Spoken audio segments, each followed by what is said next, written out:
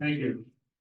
My name is Al Nardi. I'm the Vice Chairman of the Springfield Historic Commission. I would now like to announce that the Historic Commission is now in session. And we'll start by taking a roll call. Chairman Walsh would have to be in the little box. I am here, yes, in the box. Thank you very much. I am here, Commissioner Kroll. Here. Commissioner Judy Kroll. Present. Commissioner Dorsey. Here. Thank you very much.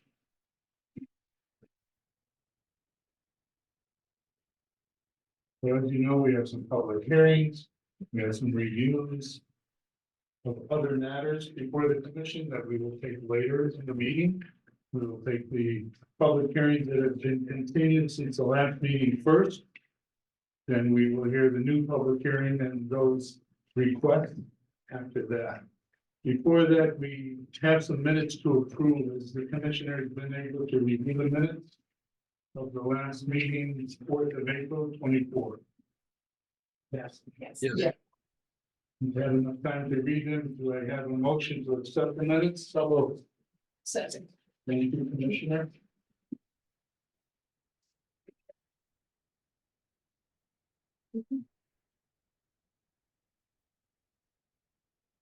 Oops. Vote Commissioner Walsh, Yes, you, Commissioner Kroll. Yes. Commissioner Judy Kroll, Yes. Commissioner Dorsey. Yeah. And myself, yes. The minutes have been accepted.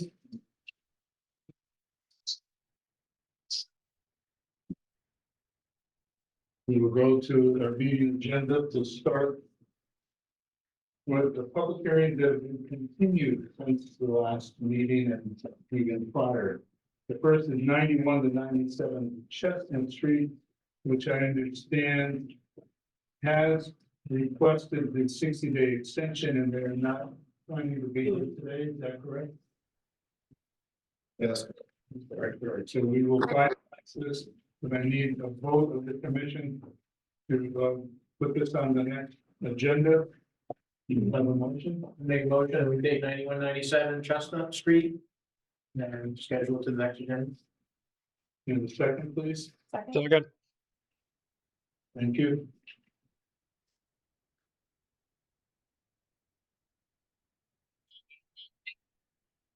Take a call. Commissioner Judy Kroll, Yes. Commissioner Dorsey, Yes. Commissioner Kroll, Yes.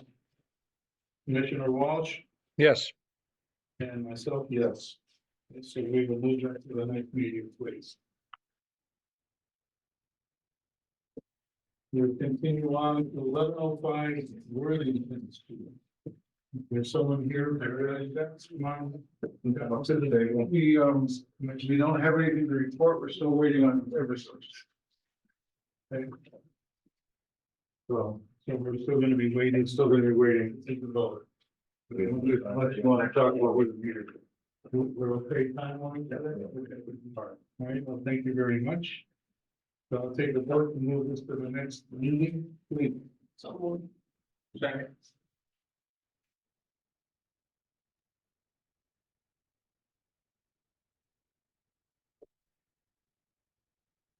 Take the vote, please. Commissioner Dorsey, Yes. thank you. Commissioner Kroll, Yes. Commissioner Judy Kroll, Yes. Commissioner Walsh, yes, thank you, and myself, yes. So 1105 Worthington Street will be at our next meeting. Moving down, next on our public hearing agenda, and continues 208 Belmont Avenue. If someone here represents 208 Belmont Avenue. No, Petitioner has asked that the matter be continued. say again, please. The petitioner has asked that the matter be continued to the next meeting. Until the next meeting. Okay.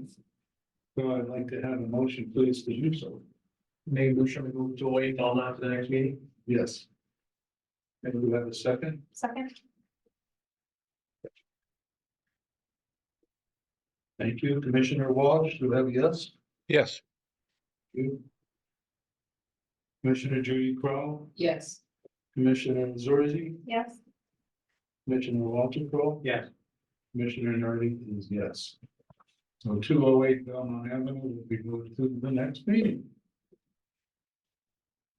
We moved on to the fourth public hearing that was continuing 134 Buckingham Street. Do we have someone here regarding that? Yes. Come on up. State your name, residential address, before we start. Joe Wilson, 134 Buckingham Street.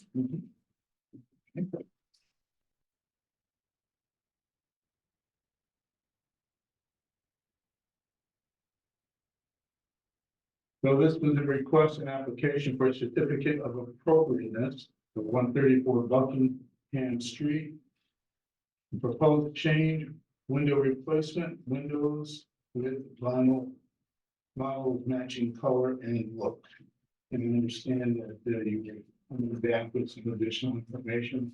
Yes, Okay, go ahead. so the appropriateness was denied because of the within itself. Yes. And I did go through the list that's online, contacted multiple companies, and the price range to get the grid on the outside is going to fall anywhere minimum 85,000 to over $100,000, which is something I can't afford. And yes, was the cheapest one. And a lot of those ones on the list that you referred to have multiple grids. The more grids you have on it, the more expensive it is. That's how it gets up to 100. If you have multiple grids. The house we own, we had purchased it. It has multiple beds. I can bring the seats to the committee. We have $20,000 into the foundation alone because we have a slate roof. We're gonna have to do a ground gutter because no company wants to touch the slate as far as happening, put like that on to the slate. But I want to suggest and put together with both the wise. There's multiple windows on the home right now. We have white vinyl windows. We have some with grids, some with without grids. That's how we have purchased it. What I was proposed is putting in the all black windows with the lip that you're requiring. Raised, have to get the exact spec. But without grid, with some of the windows on the house are already like that. Some have grids, some don't. And some are just that's what I also stated at the last meeting. The gentleman to my right showed us two porches. The top porch is not missing, so that needs to be replaced also. There's two versions of that porch that we're going to choose from. So we are trying to restore the actual house. I just don't have me and like $85,000 to put into the on top of everything else that needs to be done to the house. And there's a lot that needs to be done to the house that we are trying to actually get done, including putting the porch back on. Okay, so let me get clear what you're saying. The $85,000 is for the window with the mountain, so the grids that you would call On the outside. not an additional 85,000. No, it's 85 with them on the outside, Right. and then it'll be 60 with them in it. In between. Okay, so to just to refresh everyone, the exterior storm windows that are there, will they remain? With the storm on the outside. Yeah. I would have to, is that going to be a requirement? I don't know. Well, I'm just trying to understand what you're requesting. Okay, so I did not request a storm. Again, there is only a storm on a couple of them. Yes, and there's only a grid on a couple of them. So I just I would be requesting the black on the outside with this specific lip that you're asking for. So it would be a historical window for that time. They just all would not. Okay, so Have grid on the face. okay, so I'm understanding that the existing storms will probably be gone, but the windows that you're proposing will be black. Yes. Windows with no grills. Yes. And are they gonna be the LA 250 or is? So it'll be either the I did not price them out through, Pella yet, it would be through Pella, whatever company gave me the best rate for the specs that you. Okay, so that'll be important, which window, which manufacturer, and which model, so we know, Okay. we can see that. And I would think it'd be important for you. yes, and I would need to know the exact spec of the raised lip that you referred to last time. Okay, Hang on, one more question. Could the window be a dark brown or black, or is it just black? no, you have to tell us what you're. No, okay, but if the dark brown an option, I guess, is what I'm asking. Also, the last motor company, just said that it came in a dark brown, specifically a dark brown and a black.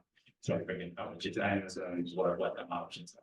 The commission typically won't specify a color, it would just have to be something dark, so it's really up to you. Okay. They don't approve white or like green, but I think it's dark color, it's fine. So black or it's green or brown, or what have you.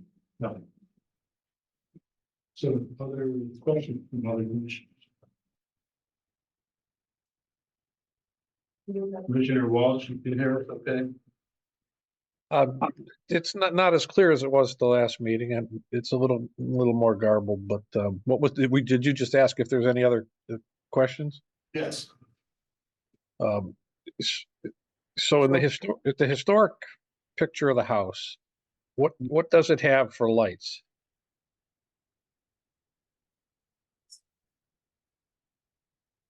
What? Can you pull that? Yeah, I'm just wondering, because if the There's a picture now on the screen. well, not on mine, I just lost, I was seeing what you were seeing before, but now I'm not. Okay, give me 1 second. Okay, Let the wizard do some magic for you. you got it. Well, something's coming. They're going back to 1939.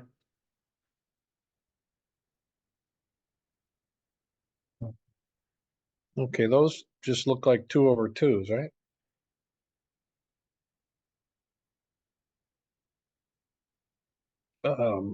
Okay. Well, my thought was that if we're trying, is this a hardship on this now, or is this just This is a request for appropriate. we're still under appropriateness? Okay. And just to make note, from what I can see on that older photograph, it's possible that what you're seeing are shutters, because they're flush with the trim of the window. Right. Well, there does appear to be shutters, but there's a couple where I'm looking at it, but I don't see any. I can't really tell what the lights are. That's why I wanted to see this. Yeah, there is a photograph he's gonna try to pull up for you that shows beyond the storm window. You can see the 2/2. The older existing window.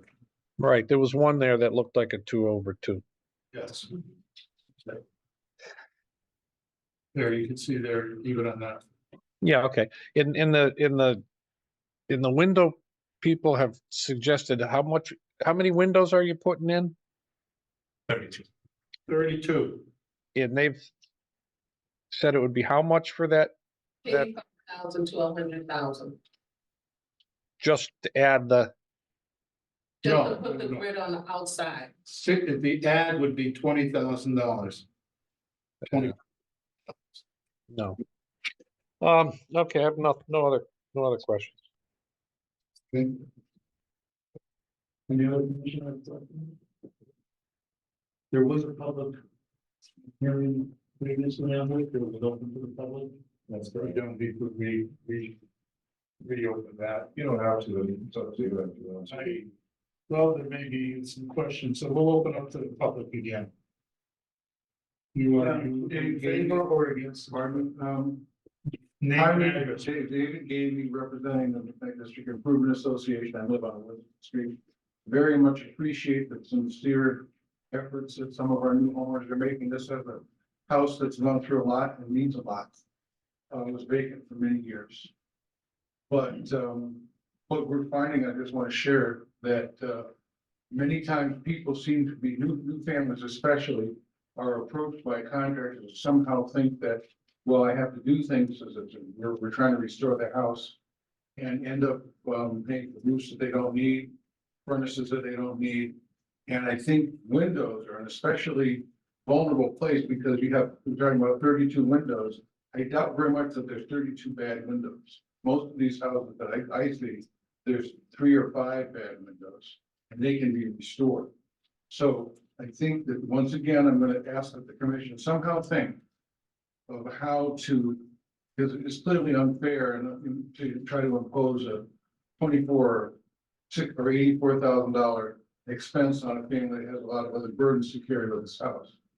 But there are other ways to approach the windows that are not as expensive and which do preserve the historic fact.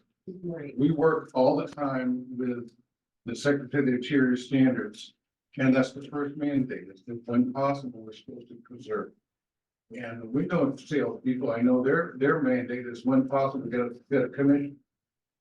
And I think we have a conflict between the information people are getting from window sales people and the information that we're finding out in preservations. Thank you very much. Anyone else? Yeah. Yes, Vince Blue, 97 Florida Street. This house was restored by the Springfield Preservation Trust in about 83 or 4. When we acquired it, then it was a gutted. It was totally, there was nothing inside. It was 100% boarded up. We restored all the either restored or replaced all the windows and put on all in a dark color and put on all. So this is 34 against. We really can't keep going on about. We need to know if you're for or against. At that time. I'm sorry, but That's Attorney Shuchuk. He's saying this is a for or against session. You can say it again, Attorney Shuchuk. yes, basically what Commissioner Corral was saying. You can say you're for or against the project, but it's you can't be going on and on about other things. It's are you good get for the windows or against the windows as the application was put forward and as they're presenting. And I'm sorry, I let the other guy keep going, but if we start this, it'll be a long meeting, and this information is better for the public comment at the end. Okay, and it's a different person in the audience talking than the first, so you may not know that. Yes, I apologize. I should have spoken sooner. Okay. The last one, but Okay, thank you. Yep. Is there anyone else that would like to speak either for or against? Well,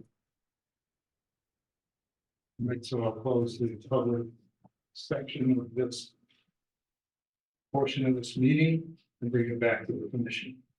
So we are asked to vote on this appropriateness or not. And do I have any other questions from the commission before I ask for a motion?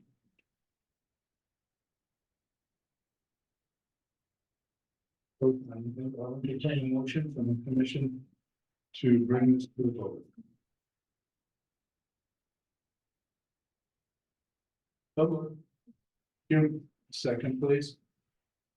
Second. You.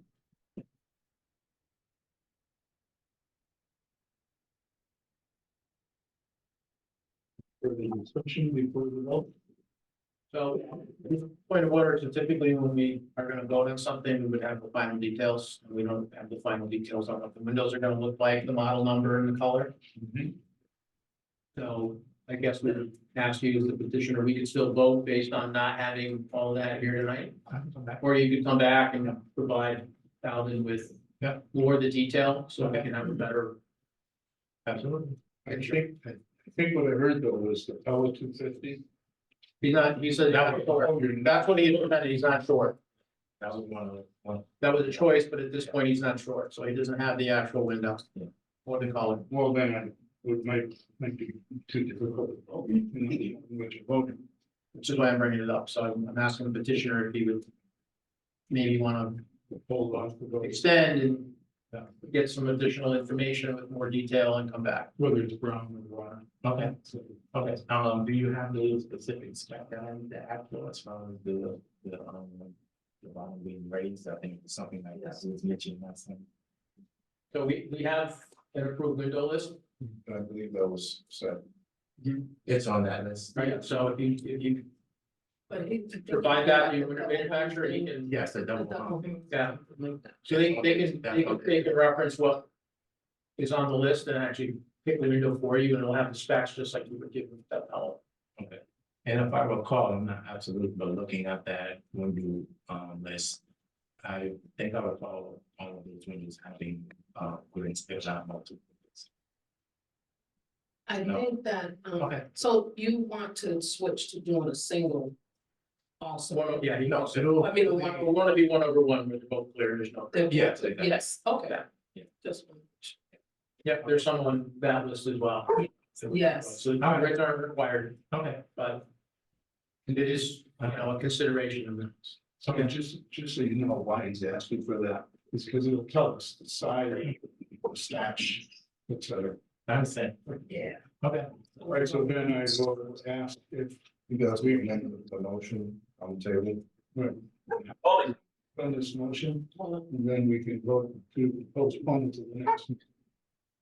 So, let me start with this motion to pass with the information we have, and if it does not prevail, then we will ask for a motion to vote again, to postpone to the next. Can we meeting. just, can we rescind this Yeah. and make a motion of going to the next? I can accept a change to your motion, Okay, so I'll withdraw the motion. okay? So do I hear a motion to postpone this vote until the next meeting? I continue. So, thank you, second. Thank you. Okay, we'll start Commissioner Kroll. Yeah. Commissioner Zorzi, Yes. Commissioner Walsh, Yes, thank you. Commissioner Chubiko, Yes. and myself, yes. So thank And you. feel free to talk to those gentlemen, those two gentlemen. They sound like they had good ideas. It just wasn't the proper time to, Yeah, sorry, before you go, we just need an extension. So we're gonna get whether you want to extend it for 30 or 60 days, take a verbal extension. 30 days, should be good, 30 days. Yeah, Who's good for you? 30 days. Okay, excellent. Okay. What's that? Thank you. Thank you. You too.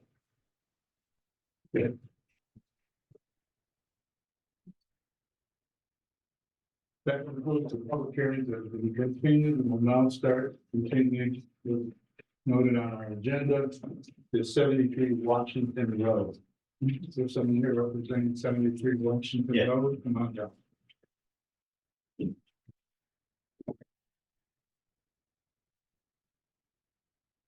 What's your name and address? Fred Lewis, 73 Washington Road. Hope Lewis, 73 Washington Road. Welcome. Thank you. All right, so I'll read this request for a certificate of appropriateness. Says we propose to replace the balustrades in the front and side porches to closely match the original design. The balustrades were removed sometime before 1973. We are using a photograph from the 1930s to replicate them. So why don't you describe what you plan to do and what you're asking? So we bought this house a couple of years ago, and you can tell the balustrades were part of the original design they're long gone. I don't know when, whatever. But it's one of the projects that we wanted to do with this house since we bought it. We knew we were into this up front. We've recently found the contractor that's done some other porch work in the neighborhood in Forest Heights area that we've seen and we've liked and we've been able to speak with. So we would like to move forward with having this done this summer. Like I said, we've got the contractor lined up and just really need approval. He would use painted cedar.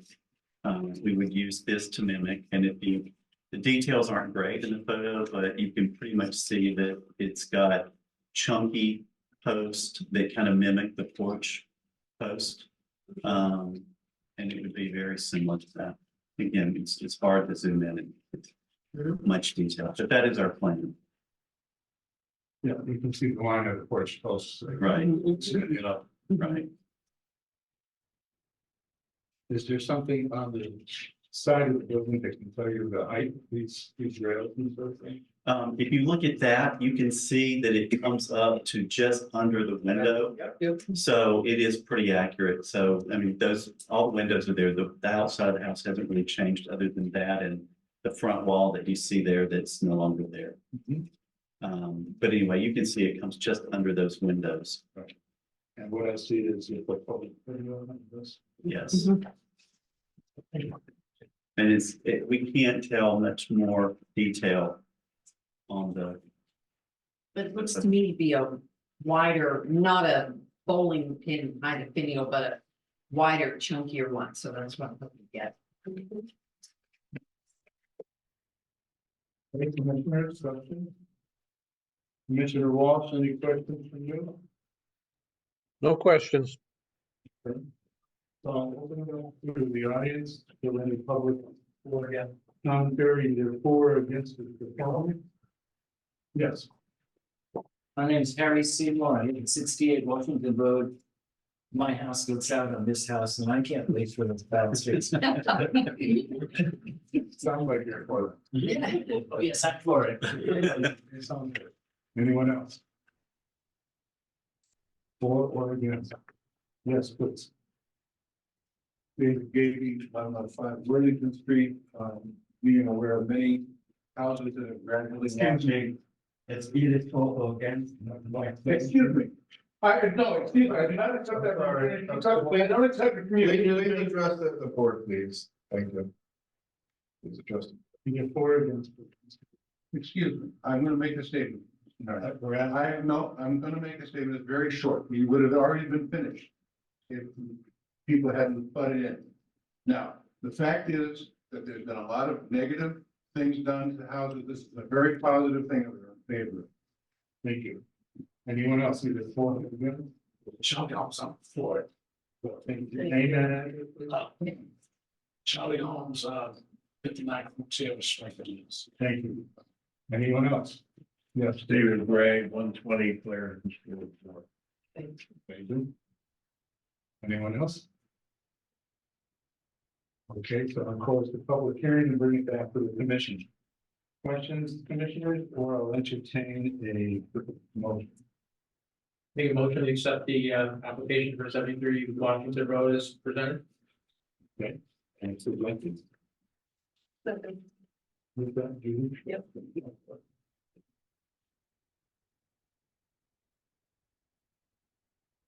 Any further questions or discussions? Further questions or discussions? Commissioner Walsh? Yes, He's voting. There you go. Okay, might as well get it started. I think that is your vote is yes. Yes, Okay, thank you very much. Commissioner Judy Crowe, Yes. Commissioner Zorsey, Yes. Commissioner Crowe, Yes. and Commissioner Nardi, yes. Thank you very much. thank you all very much. Absolutely, they are. We'll see these guys.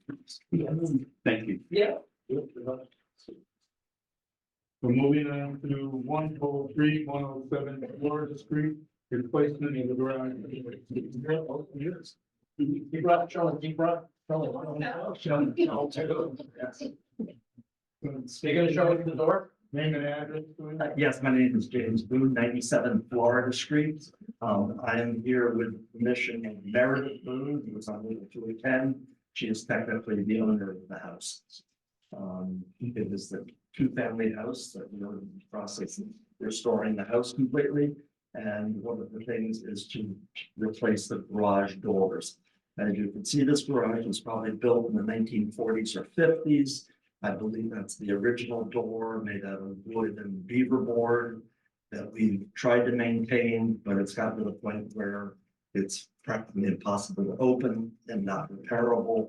All of the bottom parcels that are beaver board are completely shot and gone.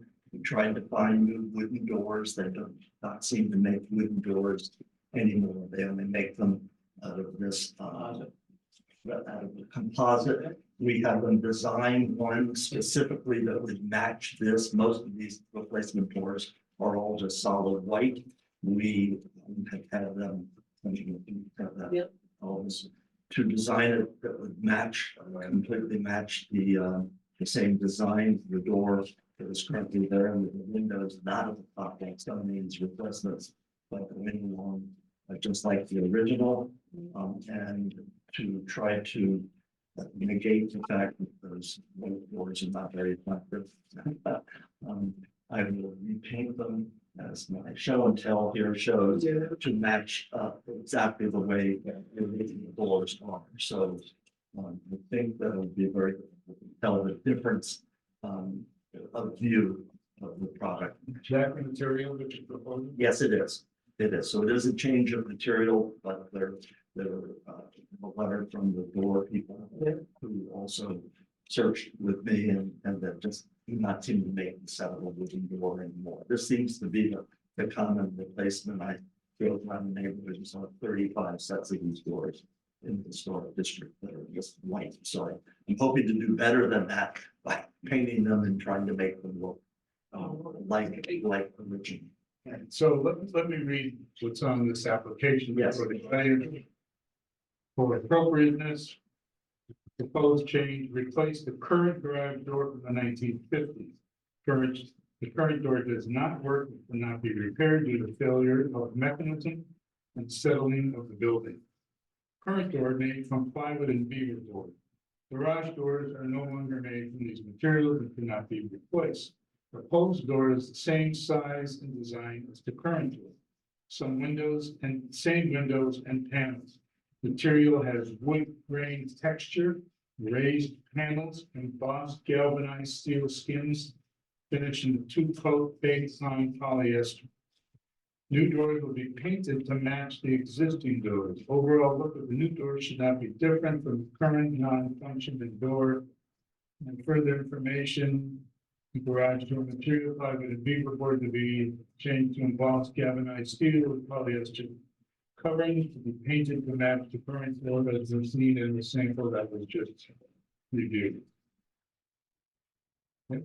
Have anything else for the elect? Thank you. Okay, commissioners, okay, anything else? So I'll open up the public hearing for 103, 107 Florida Street, 31 in favor or against this proposal. Stephen Howard, no Paul Livingston, Street in favor. Anyone else in favor or against? Name and address. David Gate, 1105 Woodland Street. Everyone's having the same problem. These doors is the best. Yes, sir. Stephen Gray in favor of 123. Are you for or against?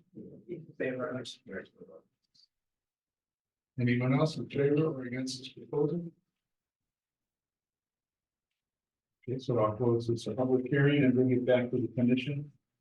Any further discussion or need for clarification from the commissioners? Nothing. Okay, so I'll entertain a motion regarding 103, 107 Florida Street. Make a motion to accept the application as presented. Thank you. That was Commissioner Kroll. Second, please. Second. Thank you, Commissioner Zerby. Any further discussion? Take a roll call vote. Commissioner Walsh. Yes. Thank you. Commissioner Kroll, Yes. Commissioner Zerby, Yes. Commissioner Kroll, Yes. and Commissioner Nardi, yes. So thank you very much. Thank you very much. Appreciate it. Thank you for your support. Thank you. Thank you, everyone. Take my show and tell. Taking this door and going home. Please take your door. Gotta go hanging. Yes. So we're gonna move along for our agenda to 84 Temple Street. Someone here. Please state your name, address. Robert Thacker, 77 Falcon Street, Norris Falls. Owner. No, represent the owner. You have something ready that's. Thank you.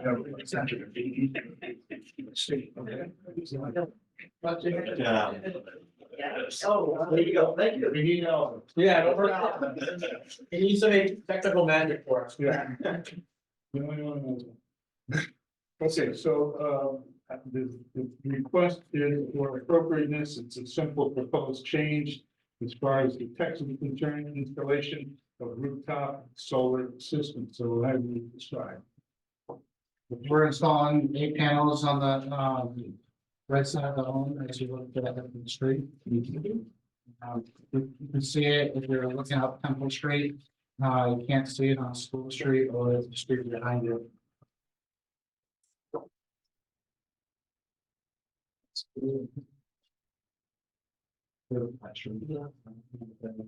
These are all black. Exterior. Panels.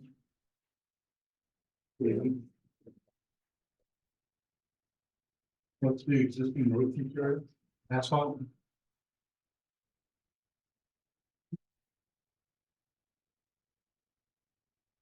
Is there some graphic that shows the panels will be?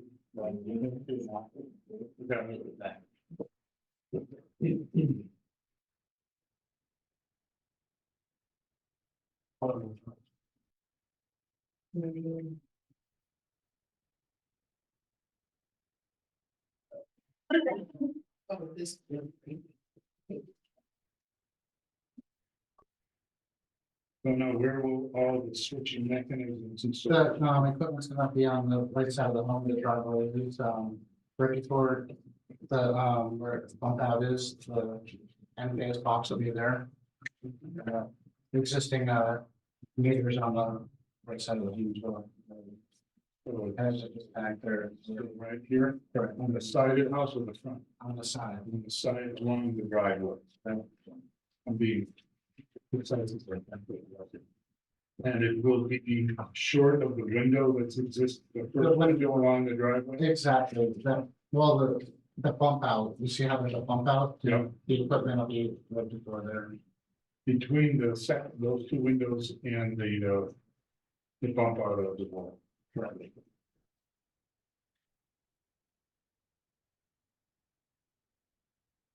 Has anybody explored whether they can be any further back so it's not as visible from the street? That was the option that we had to run. There was no other.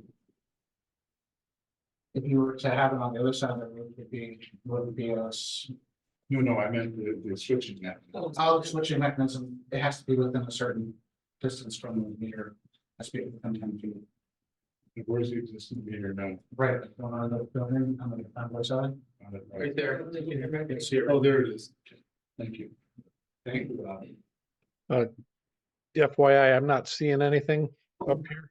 Hold on. Hold on. Share screen. Thank you. There we go. Something's coming. I think that's another dimension. Fair enough. So Alvin, if you could put the mouse where the switching will be further to the right. Right there. It would be It's there. gonna be there. Will be the MPS box. Yeah. And there's a shut off already up behind the building. To the left of the first window. There's a different setup already there. There's some 2 utility meters already there. That gets replaced. No, they already have something replaced since that photo. Oh, I see. Well, and yours is gonna go in the equipment. What about the wiring and the conduits? The condo will be coming down from the rooftop. There's no, it's all habitable space, so we can't get it inside the wall. Will the conduit come down and line the trim? That trim board that? They'll come down the one side of the home. Right there would probably be the most logical, whatever it is. Where the Right. downspout is. Exactly, right. Our goal is always least visible. So if they put it on the right side of the gutter, would be, Yeah, if you go in the crevice, so it's, So it could be on the Less back, no. looking for the street, could be on the back side of the gutter. exactly. It's feasible, they can do that. So And will it be painted? If you are gonna require it to be painted, we can paint it. We don't have to do it. I'm just suggesting that if painted the same as the trim of the gutter that's Oh, disappeared. No. Yeah, they painted the gutter one color, so one color would be satisfying. And you're saying it can't go farther from this meter, so it couldn't go to the other side. Right. Well, Right, I'm gonna.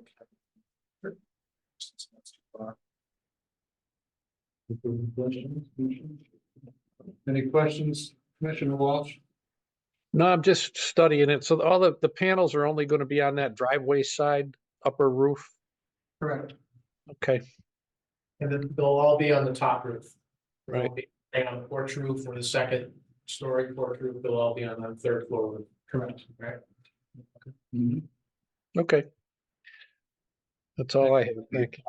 Well, thank you. So I'll open it up for the public hearing. Anyone in the audience interested in knowing they're either for or against this proposal? Stephen Howard, you have no forwarding things? Well. No one? Okay, I'll close the public hearing. Bring it back to the commission, please. Interested in any other questions from anyone? No? I'll entertain the motion to leave this up for a vote. Motion. I would entertain a motion for 84 Temple Street for the solar proposal with the caveat that the conduit that's on the outside would be match The gutter. the gutter. And that the conduit will fall into the same crease adjacent to the gutter. I don't know if it'll go on the back side of the gutter, because it's where the downspout comes, where the gutter is. So it may have to come on to this side of The street side. the street side of it, just to be. Look at the gutter. So it'll be a tight. Exactly, it's tennis possible. Do I have a second? Second. Thank you, Commissioner. I'll bring it up for any other questions, discussions. Bring it up to a vote, please. Commissioner Walsh, Yes, thank you. Commissioner Judy Crawl, Yes. Commissioner Jordan, yes. Commissioner Walker. Yeah. Commissioner Nardi, it's yes. So it passes. Thank you. Thank you so much. Follow the conduit. Yeah. Great.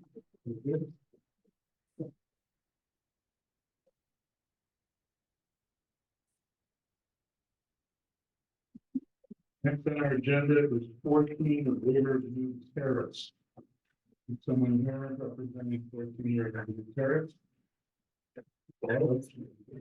Name and address, please. Richard Portell, 21 Brooklyn, North Granby, Connecticut. You're representing homeowners? Yes, Trinity Solar, representing. Do you have a letter stating? I do, I don't think it was part of the town, but I believe we have that on file. Check.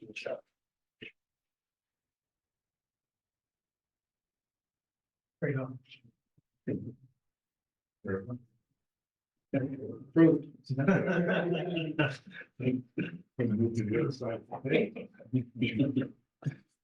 Okay, so let me first please read this application for appropriate certificate of appropriateness. Due to high electrical bills, the homeowner proposes to have solar panels installed. Trinity Solar will be installing 4.86 kilowatt DC 12 panels. And what you describe more about your installation. Yep, so on the application, you can see there's 12 panels on the east side of the home. It would not be facing the road. We do high vol conduit, and we are proposing the inverter would go on the back of the home. So all conduit and connect should be hidden from the street.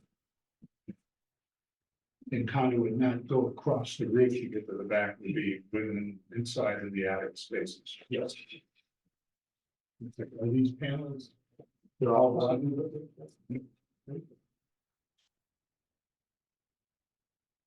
Are they raised off the roof? The panels, the mounts, the brackets, everything is about 5 inches total. No water can get down. Yep. Is that all, sir? Yes. Is that you on the front porch? No.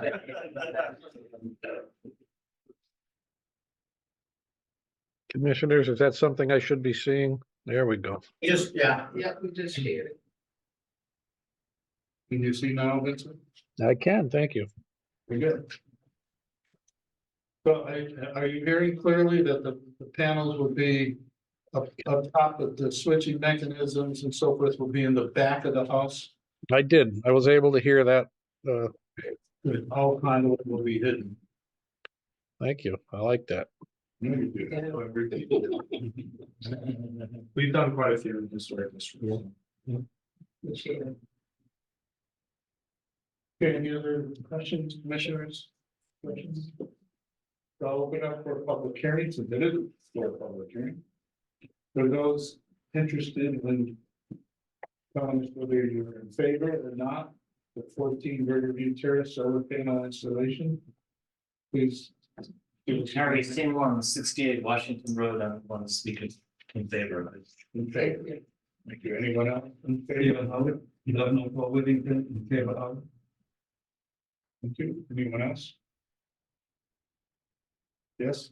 Chairperson, I'd just like to make the point that several of us had previously expressed our disapproval of all these bill collectors on the roof, suggesting there's other solutions, but we don't debate this particular one that seems to be the well-designed solution. Assuming that you are insisting on separate pieces. So is this a for or is this against? This is against. Can you give your name and address? David Gavy, 1105 Worthington Street. Thank you. Anyone else? Thank you. I'm closing the public hearing. Back to the commission. Further discussion? Information needed? So I'll bring it up to the commission to entertain a motion to take this to a vote. So moved. Thank you, Commissioner Williams. Second. Thank you very much.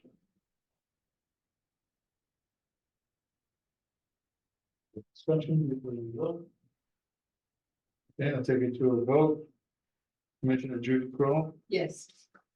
Commissioner Walter Crowe, yes. Commissioner Zorzi, Yes. Commissioner Walsh. Yes. Thank you, Commissioner Nardi, yes. So thank you very much. Thank you. Good luck. Appreciate that.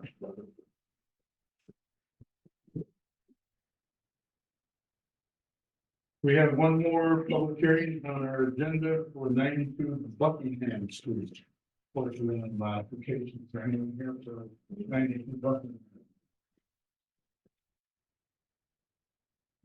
So we're doing on time. We'll find they just, they're new applicants, so they have, and they just. So, please state name and address for the village address. Ann Houghton, 92 Buckingham Street. You're the homeowner. Yes, I am. I'll do my best to read your information. This is for application for certificate of hardship. Respectfully requesting approval of 2-inch rail to replace original 4-inch rails on the top of the constructed portion. Contractor is unable to replicate the rounded top of the rail in the original size due to the added cost of reconstructing the detailed architecture of the porch, including the Douglas fir. It's going to be room for both ceiling and flooring of the porch as well as the rounding of the porch corner. Cost has been astronomical. It's caused the project to be over budgeted. Originally expressed hardship, the original architecture caused, and essentially, in this case, in addition, I would like to keep the rails as that is the height of the previous rails. The result of going to the front porch, now even more aware of the structural requirements, therefore we also request that the side porch rail be allowed to have 38-inch height as well as that of the original height of the demolished rails, and that the top rails 2-inch replace the original 4-inch rails present uniformity and reflection of each porch to each other.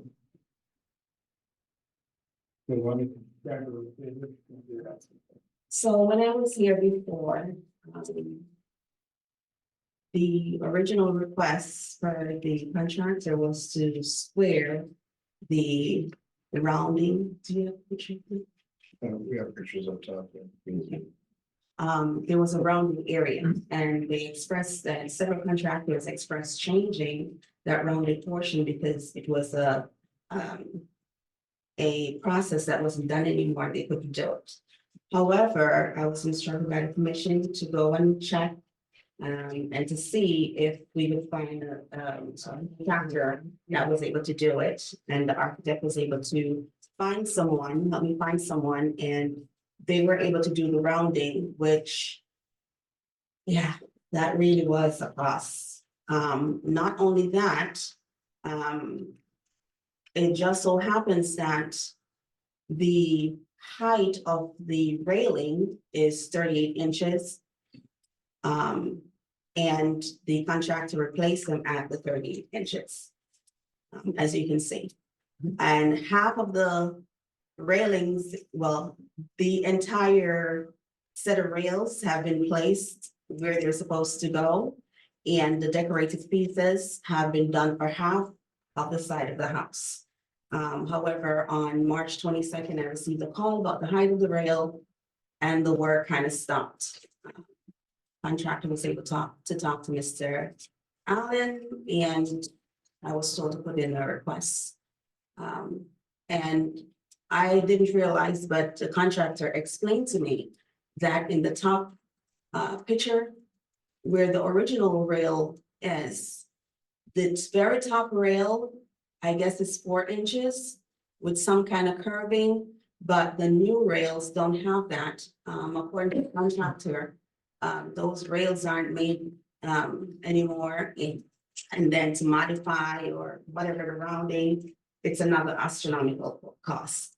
I also submitted my rehab plan to the commission. And I'm already way over budget with just the porch. Because there had to be different size for the Douglas for the tongue groove that was bought because they didn't have the original cost value or ones at certain value available. And so they had to spend more money in that regard. So the costs have added up. And if you look at the rehab plan, it's already at a high cost to do everything that I need to do, over $92,000. And this has already taken a chunk. So I'm requesting to keep the rails that the contractor put in and for us to be able to just continue finishing up with this so we can move on to the next project. So, just so the commission is aware, at the previous meeting, it was, I guess, deliberated, the commission was requesting that the railing go to a 28-inch height with a black pipe rail at the top. Again, this one has, brought the rail to the height of what was there previously. Again, but that just wasn't approved by the commission. So that's why I've asked her to come in, but not just the height, but the top rail, as you can see, it doesn't have that same rounded piece. And even though the very bottom was decorative pieces at the bottom, you can tell by the two pictures that, there's additional height to that piece at the bottom that wasn't there previously. So because of these different changes, I didn't give her an official stop work order, but I just asked her to come in and spoke with the contractor. So she's just back to sort of remediate the issue and we're basically asked, I guess, for what's there currently. Okay. I also went ahead and checked because of the changes that was brought to my attention. So I did check out the bottom piece and turns out it's not a different height. The original pieces I still have. So I double checked because I gave my word when I came before the committee, and I'm a woman of my word. So I wasn't too happy that there was something done differently But then looking at the evidence, which it presents itself that they did replace that the correct height. So even though I agreed to return it to the original, in my head, in my understanding, which is why communication and comprehension is important. I thought I'm agreeing to return it to what it was before they demolished it, which is what they did. I just didn't know how many inches that would be. So, hence, So, that's what's been replaced. so for my clarification, this was that they demolished. Yes, Okay, and this is what they built. yes. And in the one that they demolished, my original thought was that that one was more even with the window sill. But as you can see, I didn't take into consideration that it had collapsed. So it had dropped and it appeared to be at the window sill in that picture. But the reality of the matter is that it was at the window sill because it had collapsed. Yes. So originally, when it was brought to my attention, I was kind of upset because I thought changes were made, but the reality was that when it was fixed, it wasn't there. Right. But what I will show you is that this corner was not collapsed. This corner was.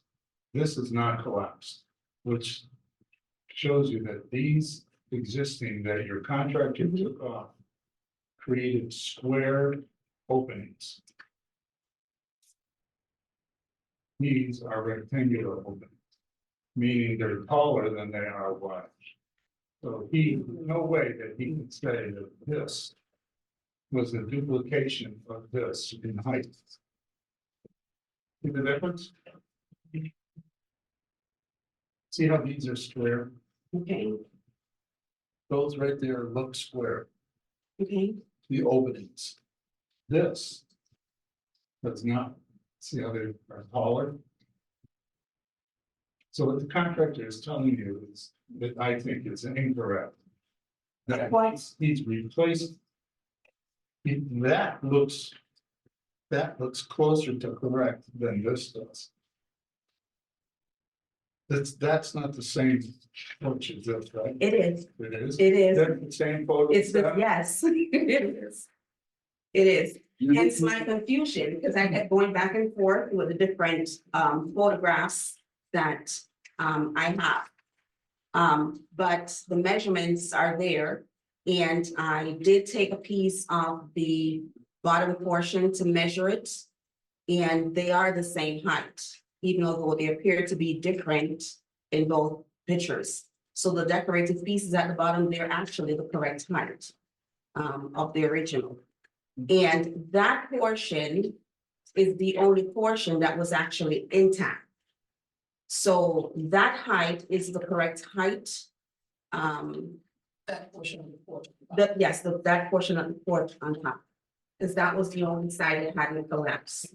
One side of the porch was collapsed, the side of the rounding, but the other side was not. So in addition, I just want to point out, whether it's significant or not, you have these solid vertical pieces. Whereas you can see that they're down two pieces. Right. With Oh. solid piece horizontally. Whereas before you have these different segments horizontally. So I understand the confusion. I guess my question is from what we approved. I mean, clearly, if you look at the 1939 photo, you can see the railing height matches the window. So it would be helpful for me to understand what we put in the narrative when we approved this. Did we say 28 inches? Did we say that the railing heights have to be even with the window? What did we actually have in that decision? I know we talked about all this, and I remember talking about the corner. I remember you really wanting to like make it like it was, and I remember us talking about the railing heights, and I remember us talking about the corner. So it would be helpful to just know what did we have in there. Okay. There's a difference between you misunderstanding it, us misunderstanding it, and the contractor misunderstanding what you wanted, right? And that was where I kind of had to bite bullets, so to speak, because my understanding, once again, was to return it to the original height. And I think my focus was more in terms of the rounding portion, since that over the years have been the portion that has been such a problem. So, the other point for hardship was that according to the information that we gave to the contractor, we were supposed to be able to save portions, et cetera, et cetera. We had to totally demolish and do everything brand new.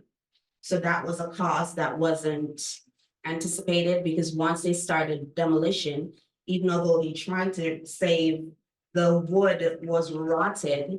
And over the years, I don't know, it wasn't until it started falling apart that I even realized there was tongue growth, because it had plywood on top. So there was just a lot of things that came to light with the demolition that was, we were prepared for. After you came to us? Yes. And then for we did save the rosettes, so they were able to save the decorative pieces that go on top. And scrape them, so they'll be repainted and put back on. So those we were able to save, but everything else is brand new. So what are these blocks that are underneath that corner post? I am not sure. Because I don't see them here. With those blocks, this is 38 inches, Right. which is 38 inches like this. Right. So In the old photo.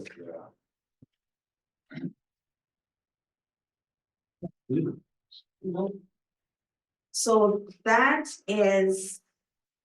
what was there when they demolished it. So they. And I guess they're They took a photo to show the distance before they demolished. yes, they took a photo of all the areas of the porch prior to, and then after.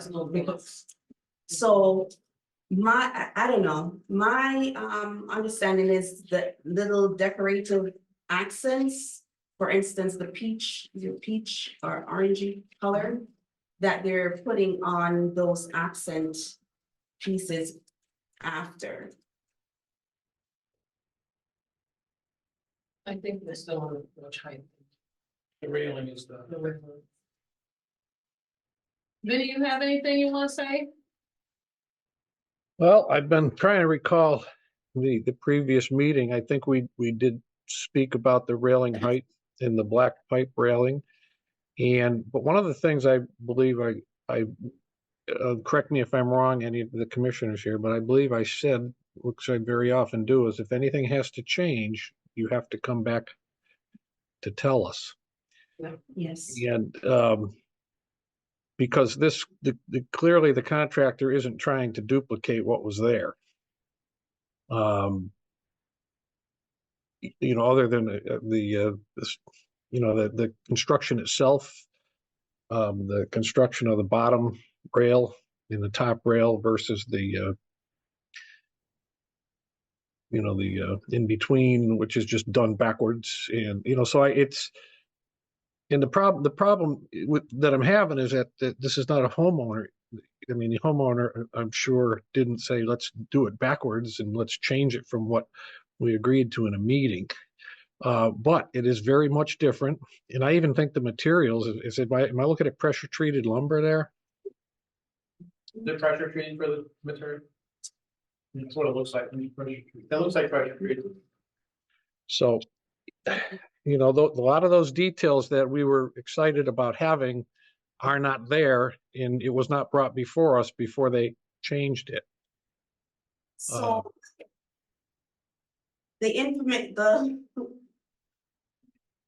this is not my pedagogy, and I was very happy to find a contractor who appeared to know what they were doing, et cetera, et cetera. So I would be able to let go and come up with the money to get it done. Sure. So the information, even in terms of the top rail, I didn't even notice that I didn't even realize that there was another difference. So that's a whole other. Yeah, That's what I was saying, that it's it's not something I would have expected you to pick out and ask them to stop till you could come see us. But nonetheless, it's the detail is not even close to duplicating what was there. And so I have an issue with that, at least, right this minute. So anyway, whatever, that's all I have right now. wow.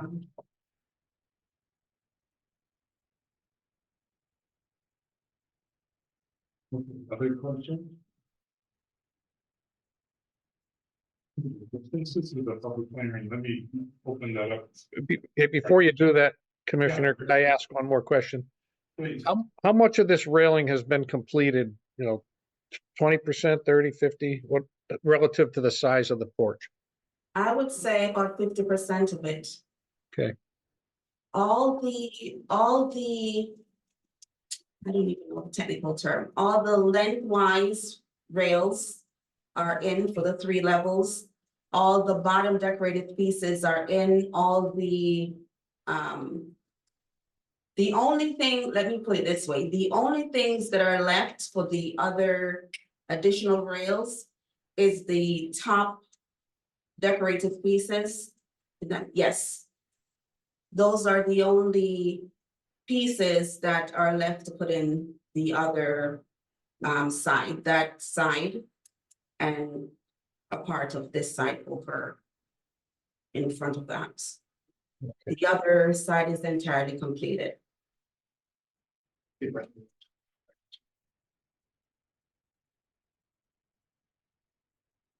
And also, Okay, Commissioner? Commissioner Walsh? Yes, I'm all set. Okay, Thank you. for your information. This is Home Depot.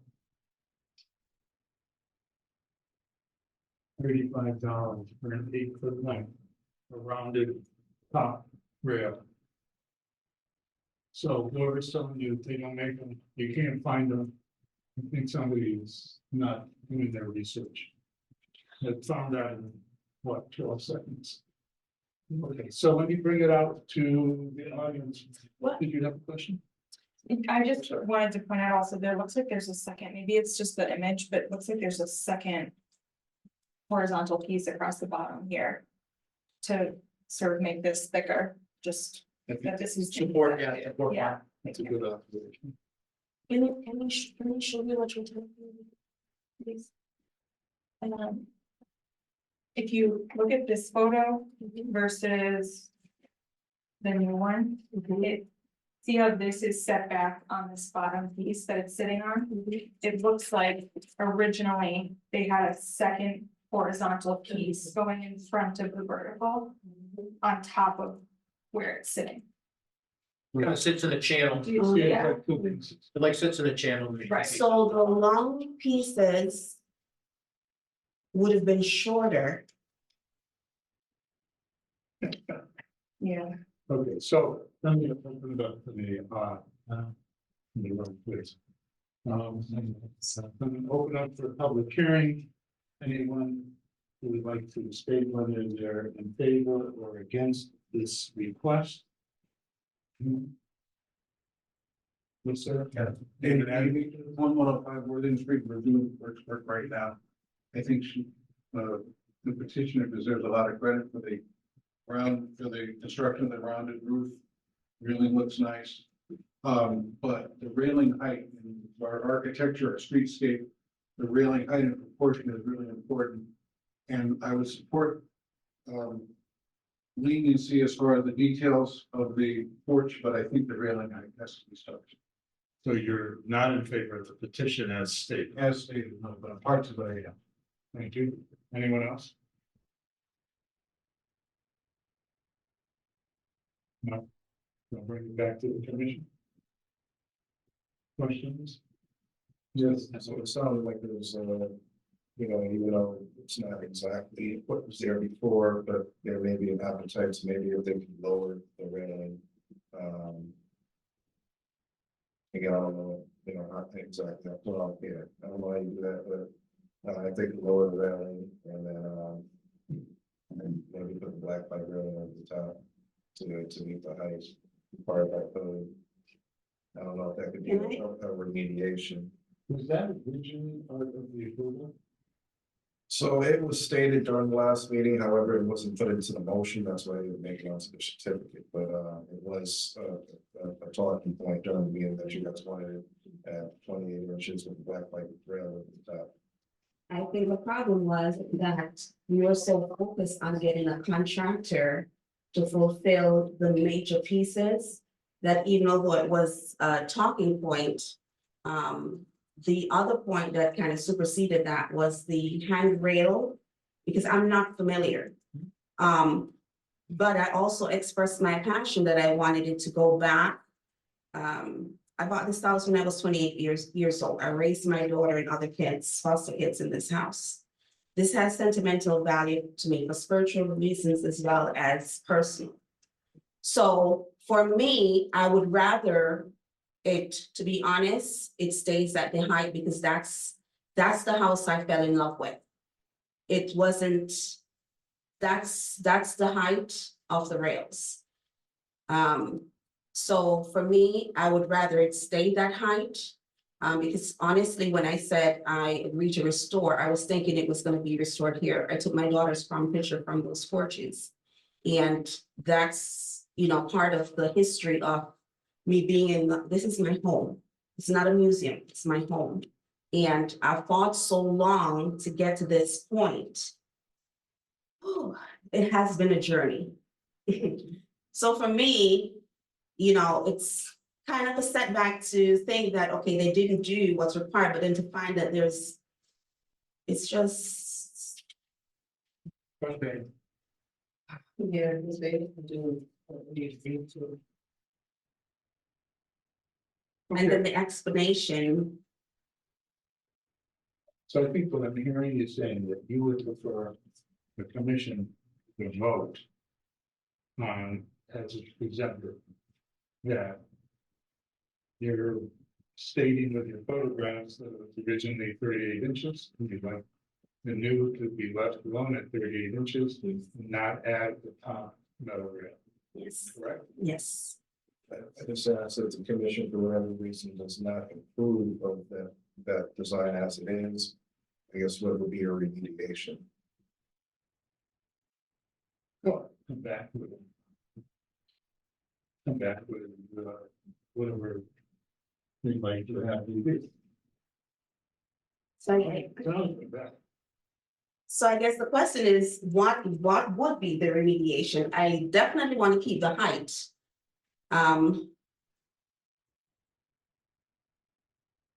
Can we live with the change that they did?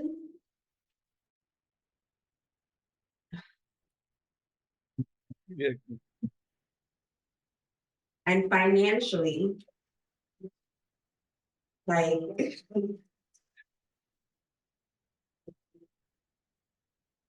Commissioner Nardi? Yes, Commissioner Waller. I am just, you know, I'm having problems with this from a couple of things. It looks like, you know, the contractor, I don't believe the contractor made an honest effort to duplicate the rail. The thickness is irrelevant. Average carpenter could have done that, you know, what was necessary. They used improper materials. It's not, the size isn't the same in some case, you know, in some ways.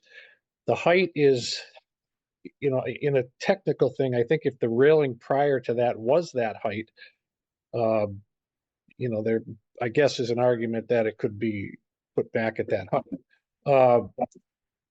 But overall, the railings, I'm just not happy with what the contractor has done here. And you know, it was very specifically said that they would be duplicating what was there, and that's not been done. So, but that's all I got. Okay, thank you. So I can say, looking at these photographs, there's times when I'm looking at an existing photograph. For example, the scallop on the bottom almost looks identical to the scallop on the bottom in the new rail. And I'll look at another photograph I went for the same thing. where the scallop with the circle is not a full semicircle. But in this other old photograph, it is. So that may not have been consistent between one side of the porch and the other side, which that's a possibility. Because you can see it. You can see that's a full circle or a semicircle. This is not. And those are two existing photographs. So with that said, I am looking at it as, is it appropriate? Does it make some kind of sense? And my only concern is what was approved. And I guess I'm hearing that this was not approved. Is that why a letter was sent out because it wasn't approved, correct? That's correct. So this, in effect, is a remediation of the first non-approved construction.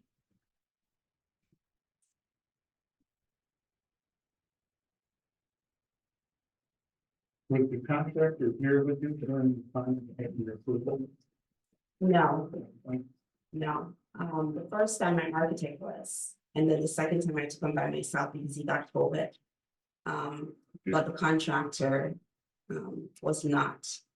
And rightly, like he said, it wasn't in his written contract to do the, because I thought there was gonna be a rail above that rail, I guess, in my head.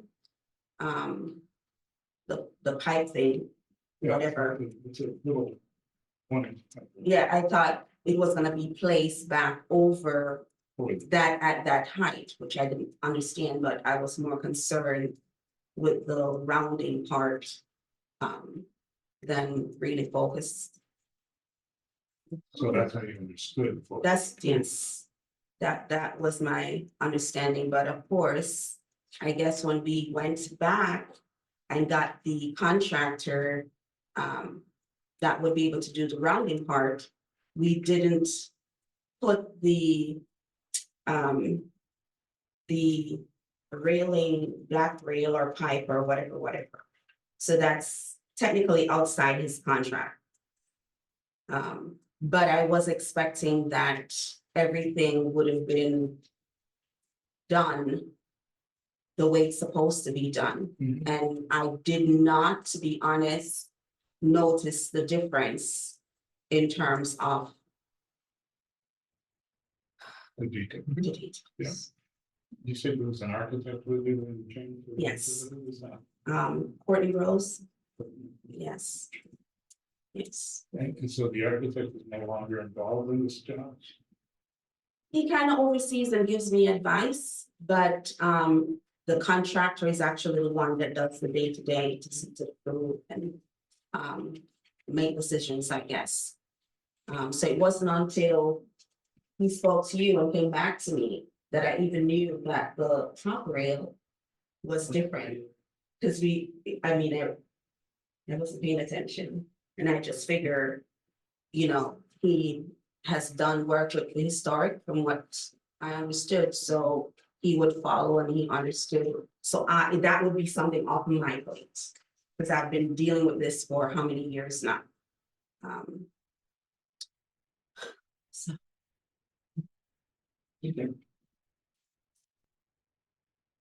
Any other commissioners? Thoughts, comments?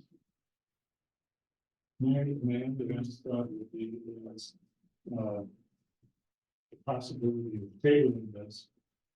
We give the homeowner the opportunity to come back with a variation of this request. That's something that we have an interest in, or do you want us to hold as it? My question now would be, what would be the variation?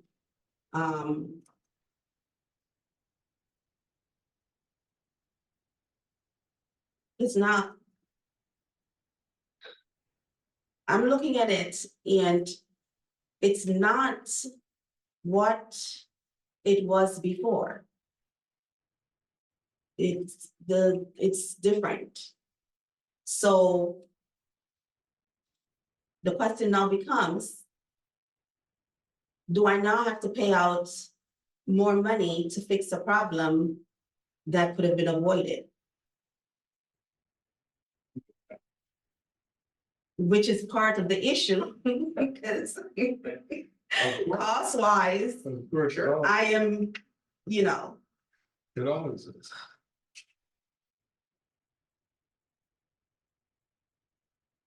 From what I can see, the way this is built, that the bottom white piece with the semicircles cut out of it is one board.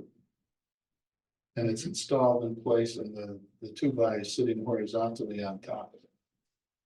So if he was to remove the upper pieces and cut down the lower board, he could lower this somewhat, maybe a couple of inches, but not much more. On the other pieces that are already cut, if they were gonna be lowered, they'd have to all be cut. Can't just cut one piece, they'll have to be cut down equally, or else you get a rail that's not what. so my thing is keeping it at the 38 inches. Question now becomes fixing that middle portion. And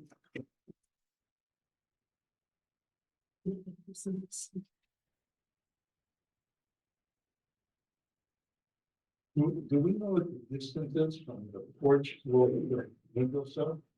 27 inches, 27. yes. 27 inches. And Because that's one of the things I looked into, trying to figure out what the solution would be or what, what was so different. But I couldn't tell from the picture with the damaged side. After I went back and I realized that the damaged side wasn't really, scientifically that wasn't accurate.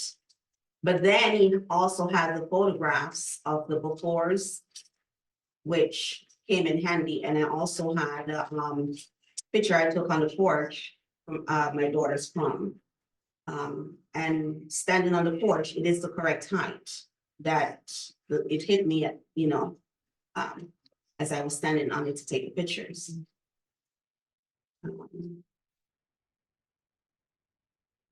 Question, is there potential that you can speak to the architect and contractor, potentially come up with another solution? That's not so complex. Okay, whenever you hold on a minute, that's so at least Sunday issue, maybe There may be. revamping the top rail. Obviously, Commissioner on the top rail, Yes, how much more that would cost you, but at least. oh, the top rail is To have being that replaced, conversation. because that's the conversation I had, and I was not told the truth, and that I have a problem with, that part. Or So the top rail, I'm not even concerned about it being 2 inches anymore. It's whatever. It's been done in the past too with a square top rail, it's the bevel each side with a rounder. So you take it and you just shave it off so it's round, so you could use. I know, which is something I thought they were gonna do, You could- because you could- based on, You could just rounder it, you could leave what's there and rounder it, and it would be rounded. So that's an option that's not expensive too. he claimed that you have to spend quite a bit of money to get that technique done and blah, blah, et cetera, et cetera, et cetera. You've probably already figured this out, but the contractor you have doing this doesn't, isn't familiar with some of those techniques that you probably do us easy for them. So I think, I'm not sure about that's what the commissioners think, but I think it would be who's the homeowner to request that we table it and figure out. Yes, I really do, yes, I really do, because you're Yes. seeing things now that make some sense to you, yeah. and it's worth getting what you pay. I'm a woman of my word, and I remember, I believe it was Commissioner Walsh. Said if there was any changes to come back. Yes. He does. So. I, at first, when I was told on the 22nd of March that there was changes, I was like, what? And that really bothered me, so I did a whole thing to figure out what happened And even wrote Mr. Allen and said, okay, wait a minute. It wasn't changed at first, I know they took measurement, but then I was like, wait, it did change. But then when I was like, no, it didn't. It's like, kind of struggled back and forth because that I gave my word. And then it was brought to my attention, the size of the top rail. And I thought, oh, yeah, Okay, so, I appreciate your information. so, I'm hearing. That you're requesting the postpone to the next. Hearing. So then I have Is that long enough for you? You think that's long enough? Next meeting is May 2nd. Done with this. Yes. for now. If that changes, you can call Alan. Yeah, Okay, so I made a motion that we continue this to the next meeting. thank you. So I have a question. If we sort out all the whatever.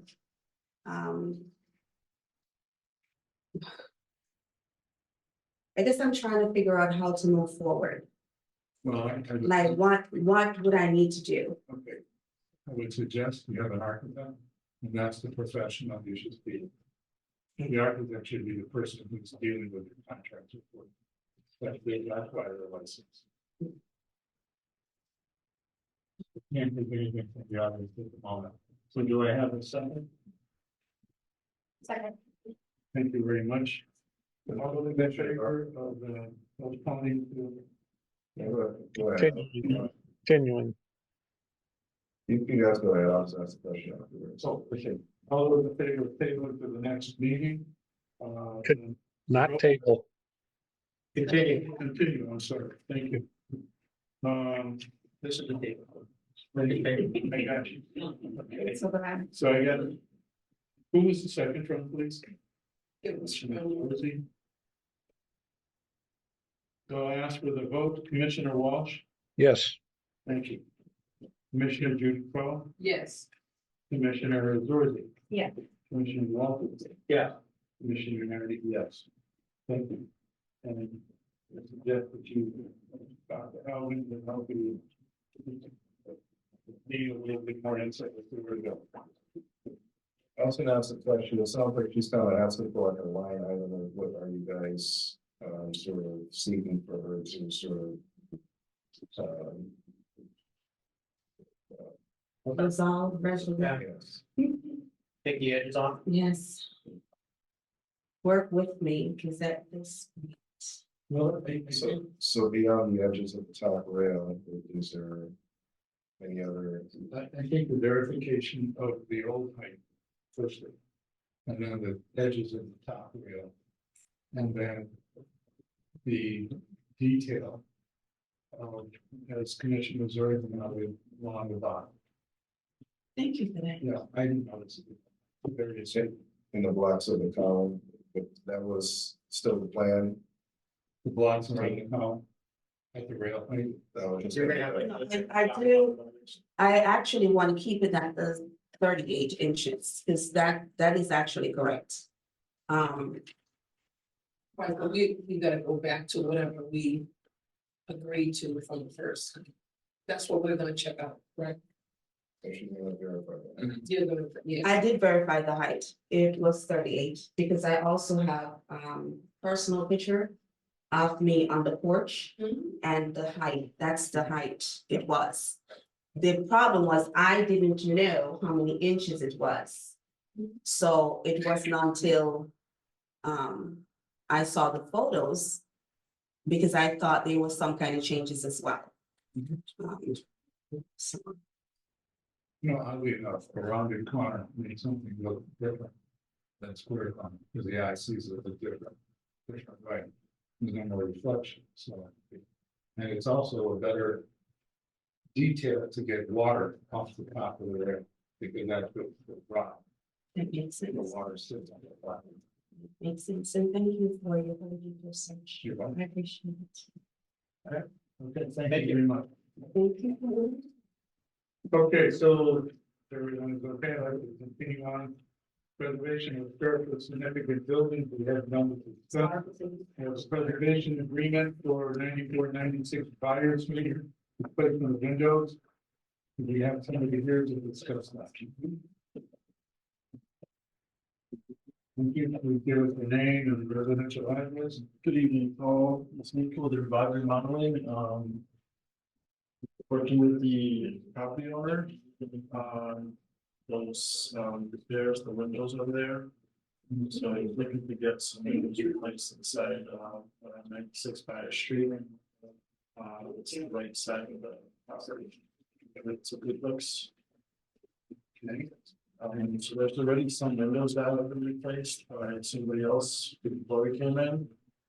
And they're white vinyl windows with grids on the inside. And I'm not sure what happened with the previous person who was working on it, but he's looking to get the rest of the windows replaced in that unit. And you're working for the homeowner. Well, we're trying to work with him. He hired me. So you have something in writing, sort of. We do, we have a lot of documentation. Let me just read this, please, for the record. Application for certificate of work under preservation agreement. We propose 12 double hung windows and wood to white vinyl windows. Existing windows are white wood with exterior storm windows. Storm windows are to remain. The new vinyl windows will match the existing grids on the front pane. Attached its specs on windows. Replace one picture window in the bathroom, is to match existing wood window.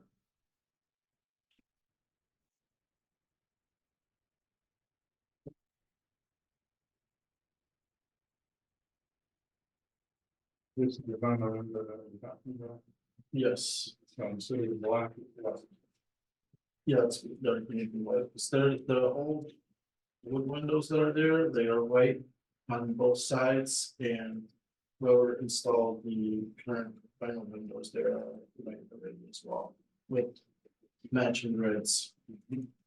Yeah. Yeah, the only one just.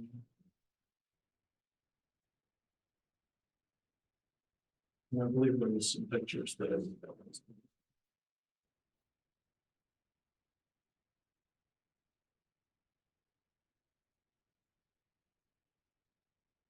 commissioners have any questions? So what are we specifically voting on? So, preservation restrictions, looks like it's anything in the application that they were in a relative district, so you guys. You know, negative.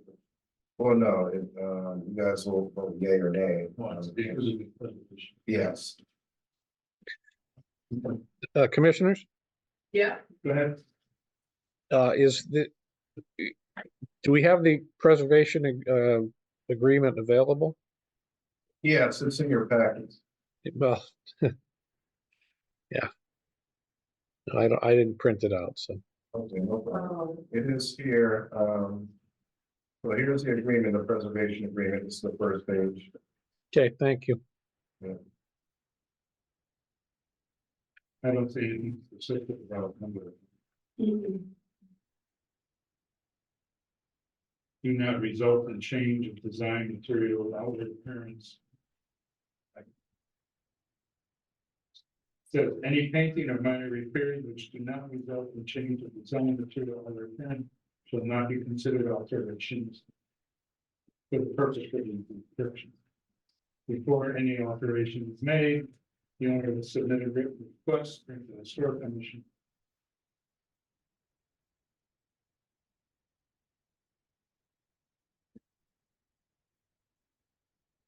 Is this 9,900 series the same window that exists already in the other openings? Yes, they're matched. They match up with it. So they're not changed. No. We have a picture of what's there now. We have anything with the house looks like today? That's it. It's the Google, yeah, this is from 2019. You see in the packet, there's I just have this that had with the agreement. And then the new window, you know, this is black and white right there. I would think this one, this second will go up there. Yeah, so we requested photos, we didn't get any. Probably zoom out and try to, Nothing more. Whatever you show to the board, can you email those photos to me? Yeah. Thank you.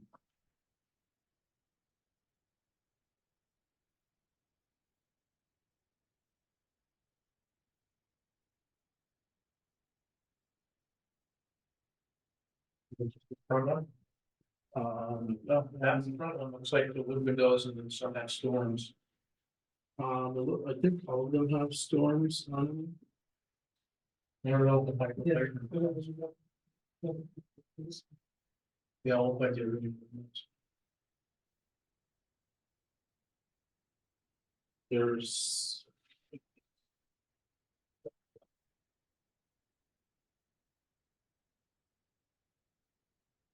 Vinny, we're looking at pictures on the Yep. phone. We don't have the pictures. These screen sharing. Yeah, So, yeah. Yeah, he's got phone pictures on site. You're right. Most of the time you are.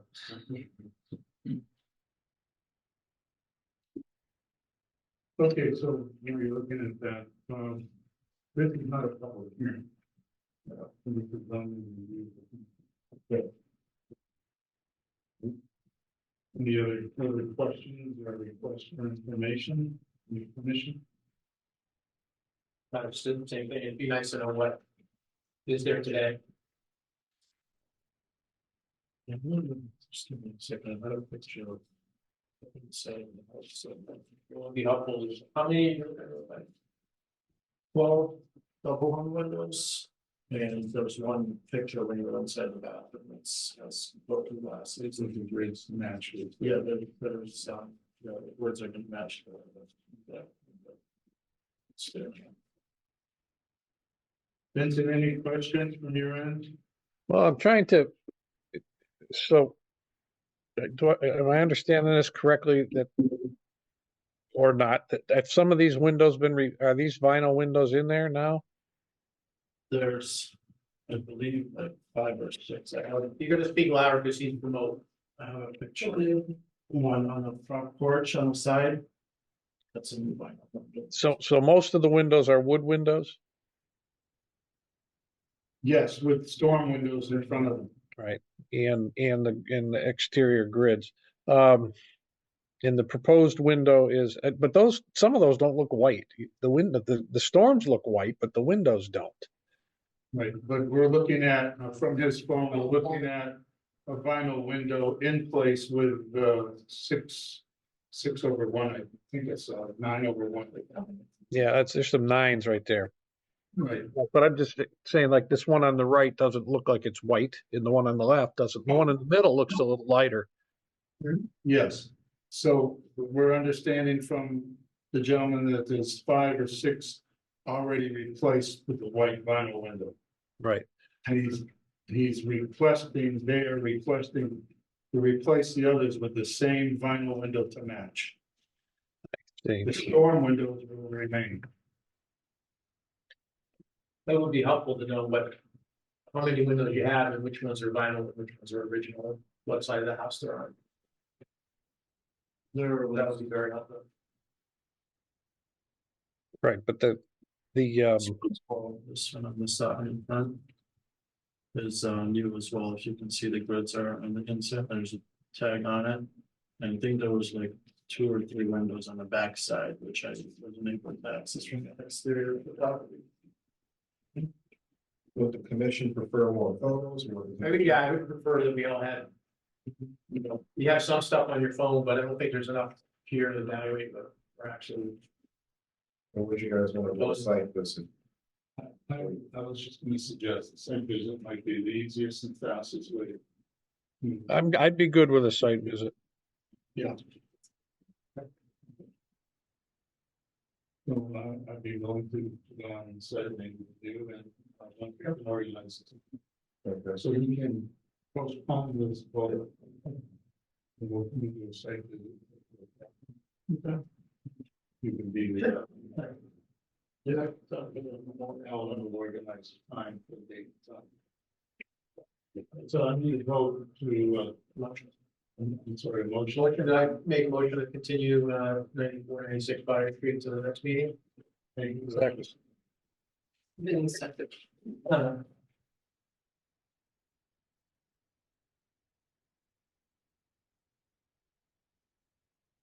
The vote, Commissioner Long, Yes. Commissioner Giudice, Yes. Commissioner Murphy, Yes. Commissioner Walker. Yeah.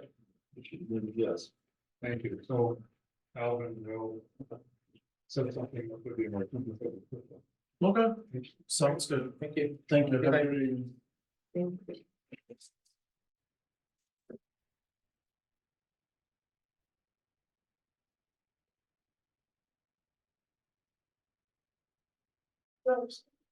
We have a few more things in the bottom of our agenda.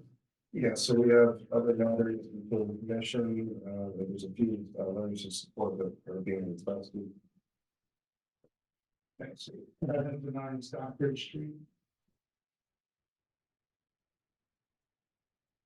Hello, everyone. Good evening. I am Kira Holmes. I'm the Advocacy and Community Engagement Coordinator for Springfield Preservation Trust. Vinny, let me know if I need to be louder, okay? Oh, you're plenty loud, Kira. Thank you. All right, and I'm talking about 7 to 9 Stockbridge Street.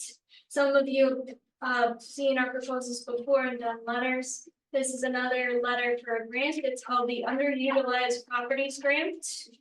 So in your package should have been like a draft that I sent to Alvin, just so you had an idea.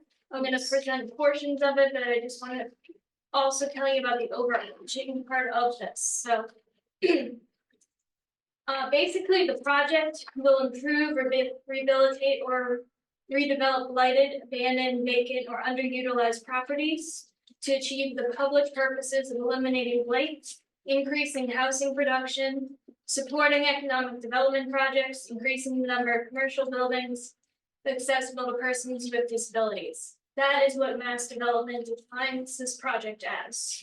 Also, it asks that the applicant have ownership to the property, which we have since April of 2023, and be used for capital improvements that are essential for occupancy or increased occupancy existing structures. Excuse me, I'm sorry, my voice is a little bit. Need more water. So improvements may address building stabilization, roof repair, HVAC, and system improvements. And their eligibility is public purpose, capacity, thank you so much. Capacity and readiness, project benefits, financial need, and diversity, which we cover many of those in our grant too. So, little bit of history. Our proposal is to rehabilitate and restore 7 to 9 Stockbridge Street, as you see right here in this picture, the middle building. Known as Gunkler and Handle Block, it is the third oldest building in downtown Springfield, built in 1845.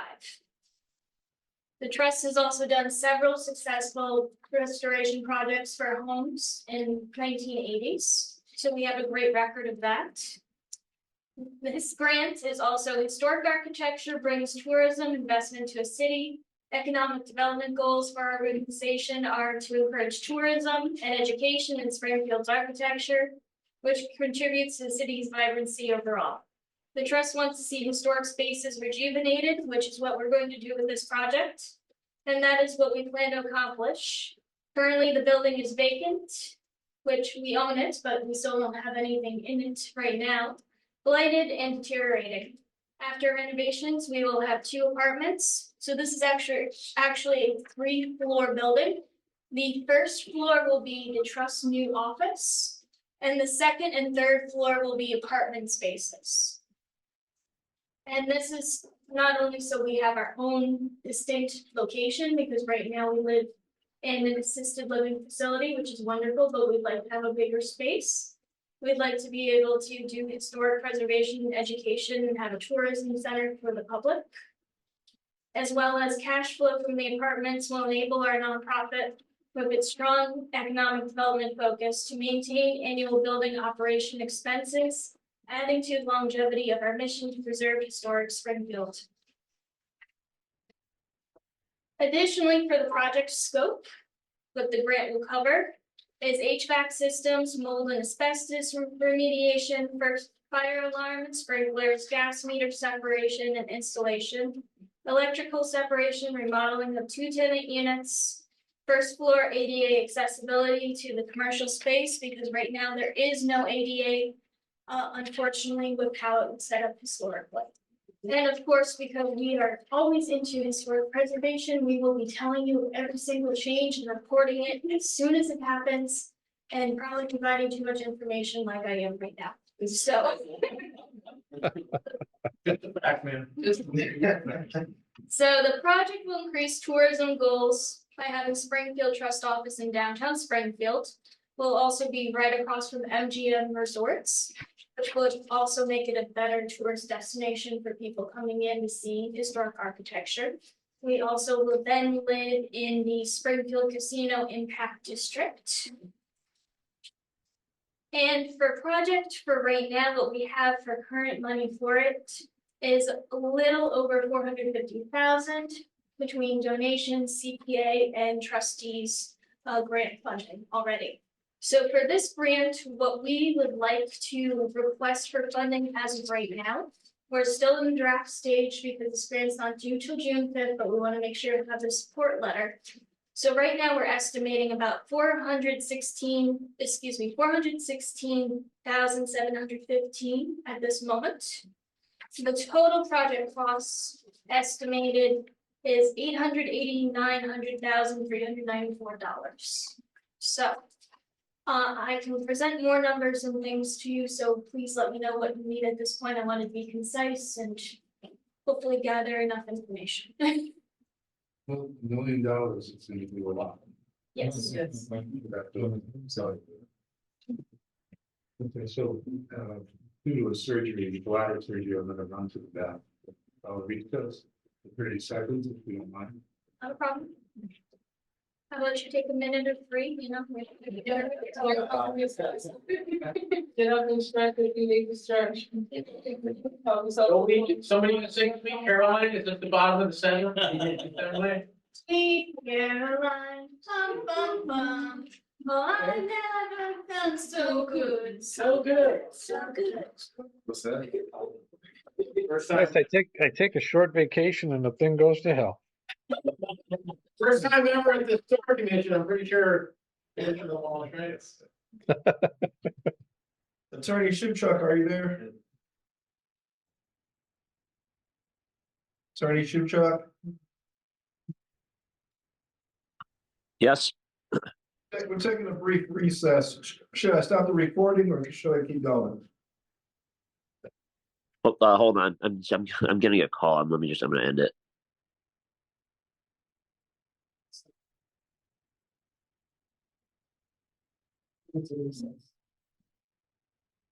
What was Unit. Sure sounds like. What I can relate.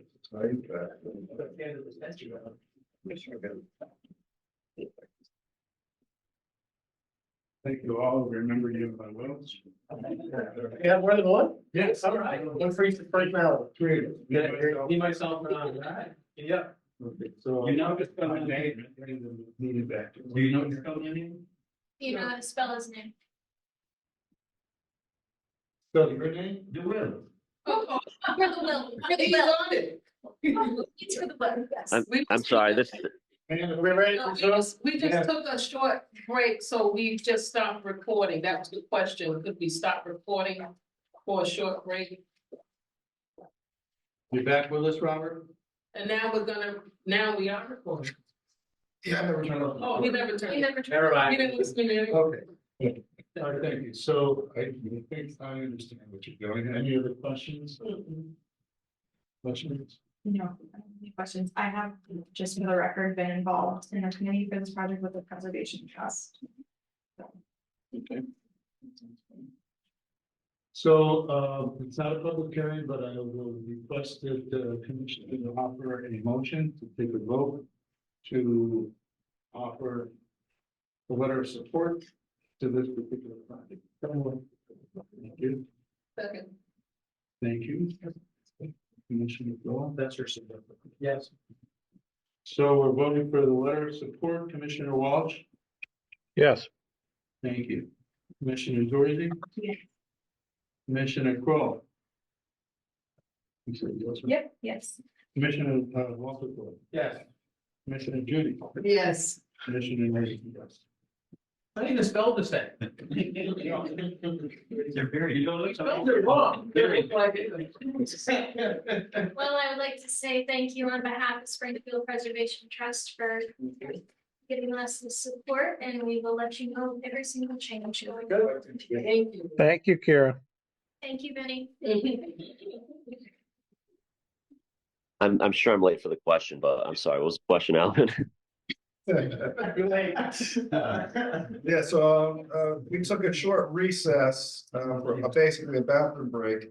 I was wondering if I needed to stop the recording or should I just keep going? Essentially, I just kept going with the recording.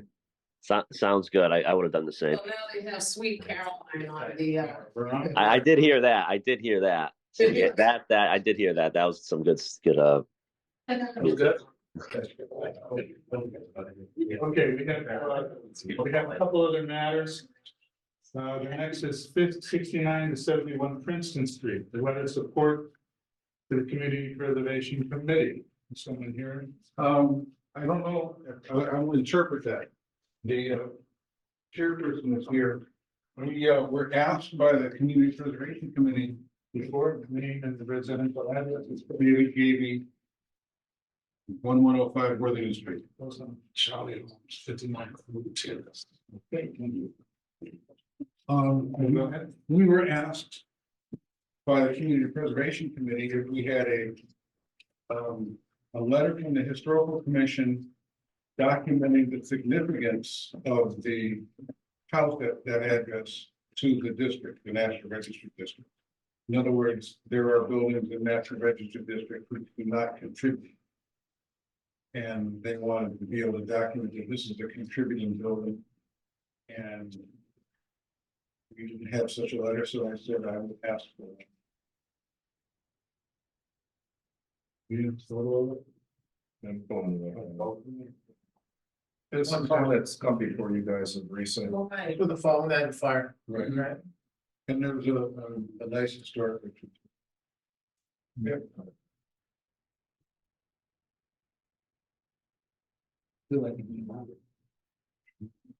So is the request that it's historically significant? Yeah, Is that really that's really required.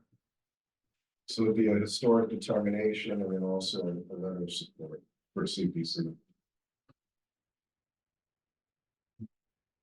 I just get confused, like, you can, the owner doesn't have to. We have asked for the CPC, Charlie's, there's a lot of. Oh, I was on that meeting, so Charlie, I'm yeah, asking those. no, about the owner's gonna have to be involved in here. Okay, But right now, the commission, the committee has asked me to ask the commission about the architectural significance. Which the owner has nothing to do with, that's our observation of, or your observation of how the building interacts with the architecture of the district. However, if some preservation determination is attached to this house, the owner needs to know about it. Can't just attach it around. What we tell them. I mean, it's already on the national register, it's in the national register. It's just now. So again, the commission, you guys are just a recommending body, the CPC would make the final decision as to whether or not to reward. I'm sure that they would want to take that in consideration if the owner was not. But I think what Commissioner Nardi is saying is that since it's the owner's property, if we make a determination, it directly affects the owner. If that's attached to the property, regardless of the funding of the project, they own that building, they have standing, you don't. Right. So when you come before, they're going to affect their property. If we vote on this and we say that it's historically significant, that's attached to the property. Unless you have a letter that comes down saying Yeah, the owner. But we can look like it's a little more time to contact others. Because this house is very important to the community. Things are really houses. Yeah, it's to the whole area. Depends on pivot. Yeah, they, a lot of respect, a lot of the neighbors, and me being, deeply invested in that area, and, going down the street and being investments out through there. A lot of people really want their house preserved. And, multiple people talking about it, so we get have a little more time to, Yeah, so that I think I just heard you saying, take the time to meet with the owner. right, Yeah. Which is the right thing I do, so yeah, really, both of these, is that true for both of these properties? 62? No, there's one property that have two addresses. Okay. 6971 is a new. No, I thought you were also involved in Westminster. We are involved in this, so that's just, So this is different property. completely different. So this particular property says we don't have any connection yet to the owner. Right.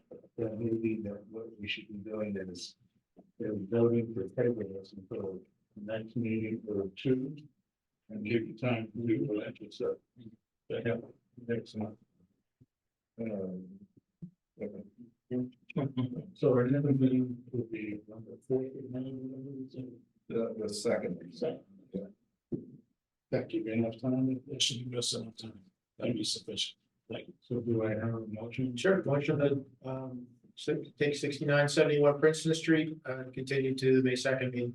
Again, it's not a public hearing, and so we could just put it back on the agenda, so you. Okay. Yeah. Well, on that, Take the same. you can, So I do have a motion. So I'll withdraw it since we don't need to. Right? Yeah. We can just move, we don't need a motion. So that's what we will do. Thank you. Thank you. So 62 Westminster Street, 62 Westminster Street. Is that how they submitted a couple of pictures? What's your name and address? I'm David Gaby. I still live at. You ever moved in the last? I would not know, no, that's not, I wouldn't know. Right, put it on the website. So this is a house. That one of the larger houses in the district. The garage or carriage house. I sent you those pictures of PDFs. Let me check.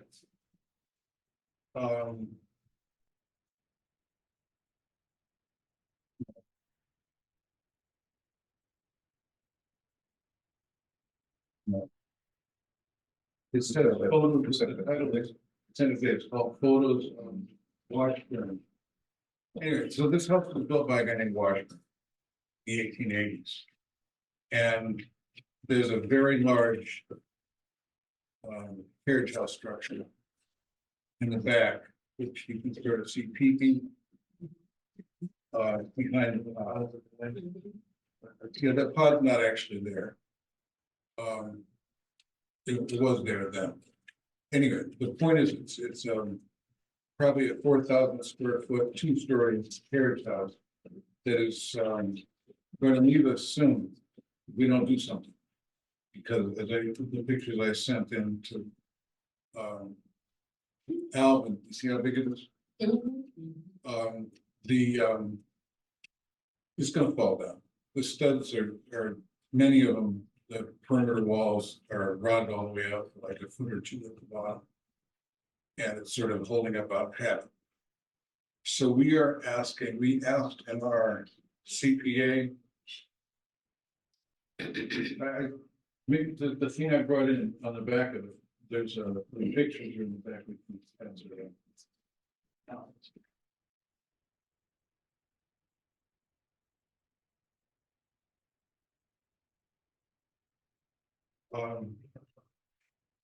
So we're looking to apply to the Massachusetts Preservation Project Fund for a 50% grant for stabilization. The grant process requires a participation of the local historical commission. And when I saw that, I said, we should tell the local historical commission. What does it mean by participation? I think it's basically a letter of support of the commissioner. Or somebody that probably the chairperson has to sign the application or provide a letter. So the essence of the proposal is that we're trying to get $100,000 50% matching grant for stabilization that would include the state structure. So I guess now the same question, does the homeowner know that we have this interest? Yes, and the homeowner has signed authorized this. We had them. Maybe submit that. You said. You did, which submission was in? A long time ago. She was just good. Yes, you're good. And all of it, you said. I submitted the CPC twice in like a year ago, and this year I submitted you guys about January. But it's not specifically for this particular issue. Specifically for the rehabilitation of the building.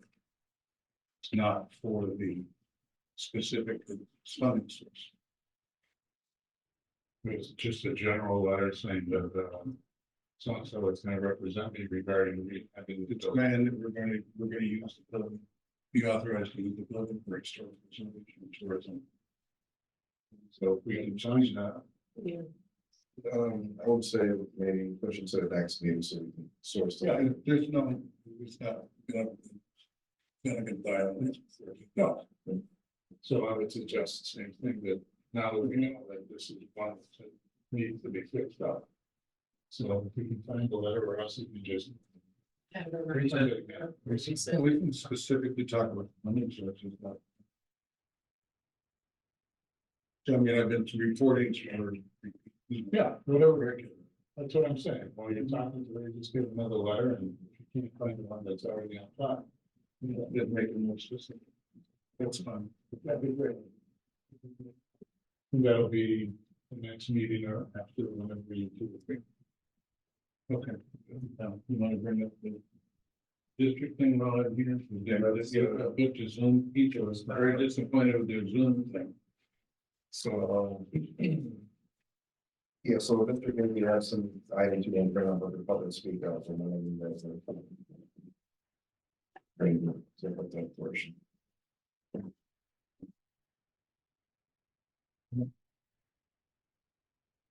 What's that?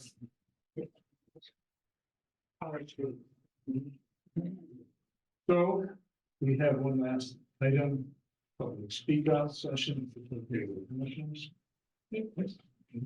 Anybody would like to speak out publicly? Tell people how complicated about the college streets area. You're the president. For only a few minutes so that we don't take up. All right, there are several people that I perhaps made a mistake telling people that meetings to be attended by Zoom. And that was their plan. And then it was all afternoon, we were going back and forth. We can do Zoom or we can't do Zoom. So apparently I'm deputized and I've told them that they can't take action tonight. So they're going to have to be on the stick to get here on the 2nd. But the essence of it is that there's, as we talked about, Charlie and I have talked about the house on Princeton Street. There's a lot of people that feel like, how did we end up getting left out of the local district? Particularly because there's funding attached to it. And somebody has a house on Clarendon Street or Westminster Street or Dartmouth Street, they can get a community preservation grant. But if they're on Yale Street or Princeton Street, you're out. And so they're circulating petitions and all that sort of thing, and I'm bringing it forward that it's time to start that conversation, possibly expand area. And we have that question for the original people who laid that area out. Yeah. Originally brought that area. Is either that no. That area became historic district. Right. The question could be asked to the people who organized that original area. I was talking to one of their daughters. She's one of the ones that was back and forth with me all afternoon because she has prior. But what I'm finding, I spent a large amount of time today with Mrs. Gagg. And what I'm hearing is that between Emma Washington on Princeton Street and Bill Goodsill on Lafayette Street, that a large portion of the total energy for the historic district thing came from this area. And as I talked to like the Boldens on Yale Street, and I know like when I talked to Mrs. Guest on Yale Street, I'm getting, you know, they're putting that across the street from me. They're not supposed to do that because this is a historic area. So I'm getting a lot of that. And someone called me today from Arizona, the one that started the Zoom conversation, that he remembers when they moved there in '53, and he remembers his mother and his father going to the meetings all through in the '70s and afterwards, and there's still some strong feelings about that. And so we're finding that as you talk about the original people, we've lost Mr. Goodsell and we've lost Emma Washington. Well, I'm just suggesting that that's where your answer could have started. But the fact that what the commission is hearing that you're grouping together with the hope of expanding the area. And we people have to listen. Thank you. Yes. Hi, I would like to bring Name and address first. Harry Seymour, 68 Washington Road. I would like to bring to the attention of the commission some things that are never brought here. One of those is blighted properties. One of those is the sidewalk conditions. And the third one that is rising in conversations at the Forest Park Civic Association is lighting. And the idea that DPW is putting in big highway lights in an historic district seems to break with the notion of what an historic district would be all about. And yet I don't know who would stand up to that, who would be able to address that. I don't hope the mayor's office would. Okay. Because I'm pretty sure that the mayor is pretty sensitive to historic districts. So if you put together some petition or something as in the neighborhood, I think it would be, and make a lot of sense to start there. With the what? With everything you just mentioned, the lights. Yeah. The sidewalk, patching the sidewalk with Yes. asphalt. And We are heavily involved in sidewalks right now. Heavily. But I would suggest that it Yes. would help their office to get photographs to go along with what you're talking about. Will do. Thank you. Do you have any comments? Did you say Vinny? Yeah. Yes. Yeah, I have a couple comments just relative to the three items there. Sidewalks is not in our purview in any way, shape, or form. The lighting can be. I guess sometimes the wrestling matches is between the electric company and whatever. And we're not, we're not I'm going to use the word policing. We're not the blighted house police, you might say. The city has a whole nother department that would handle that. But anything relative to the preservation of historic lighting, that should be, whether we can handle it or not, I'm gonna have to look something up there, exactly where it falls for us, because it doesn't come up very often, as you know. But at the very least, that should be going to the mayor's office from your neighborhood. Yeah. And I encourage you to do that. Yeah. I believe Matucci is the only district where you have purview of the lighting. Well, I think just right when I got on the commission years ago, Bob, there was something in Forest Park where maybe they just made an agreement with the electric company, but they got a lot of historic lighting replaced. And I think that's part of where the problem is, because I don't think it's in our purview there. But you know what? I just didn't want to say it wasn't until I made sure. Yeah. Where there's, Chair, where there's federal and state funds and federal and state licensing, as in, for instance, a public utility, Section 106 of the Historic Preservation Act and environmental impact is definitely within the purview of the commission. Something that can be. And that right now, what we have, and this is the same thing we had in the '70s, is we have Eversource as the contractor for the city for street lighting, saying, well, we don't feel like keeping the spare parts for anything but the highway lights that Harry's talking about. But there are ways to address it. We went through that with Mattoon Street. We went through that repeatedly with other communities. So I think maybe the answer is that commission can advise and be the place where which we all marshal these things to bring to the mayor. Well, go ahead. Yeah, what we have to be careful with, David, with doing that is we're not, because as a commission, we're not specifically supposed to be rendering opinions on what we think of things that aren't necessarily under our purview. Right. While we want to very often, believe me, you'd be shocked how many times I want to give my opinion relative to something that's not related to the work we're doing. That's where we have to be careful. And that's why we have Bob, Attorney Shuchuk on to help us out once in a while when we're not so sure. But I would ask Attorney Shuchuk if he, or even Alvin, if I can get any information on streetlights that I might not be familiar with. I would like to get any information relative to that. If we find out specifically it's not in our purview, then the other option is having the neighborhood go after it. And but then I'll know the answer when someone asks. And if for some reason there is some under that statute you were citing there, if there is something that we can do, I also want to know how to do it legally. So if Attorney Shuchuk and Alvin can, Yeah, if you enlighten me, it'd be great. I think the last opinion I gave, which I believe you were CC'd in on, it mentions a lot of the lighting and all the questions that you're asking are pretty much answered. If you want to review that opinion. Okay, when did that come in? I believe either me or Tom did it within the last 2 months. So I can I'll just look. I can go find it and need I'll forward anything, it to you. so I'll look it up and I'll read it. All right, sounds good. If you can't find it, just email me and I'll shoot it over to you. Okay, I will do that. Thank you. Thanks. Is that something that could be copied on? Yes. Thank you. Charlie owns 59 for the chairs. I just want to say something. So when, to my knowledge, when the community got saved, the highway, I heard the story when they touched my aunts and things. When the highway was going through it, it taken out the community. When it was stopped, it was moved up further up the road.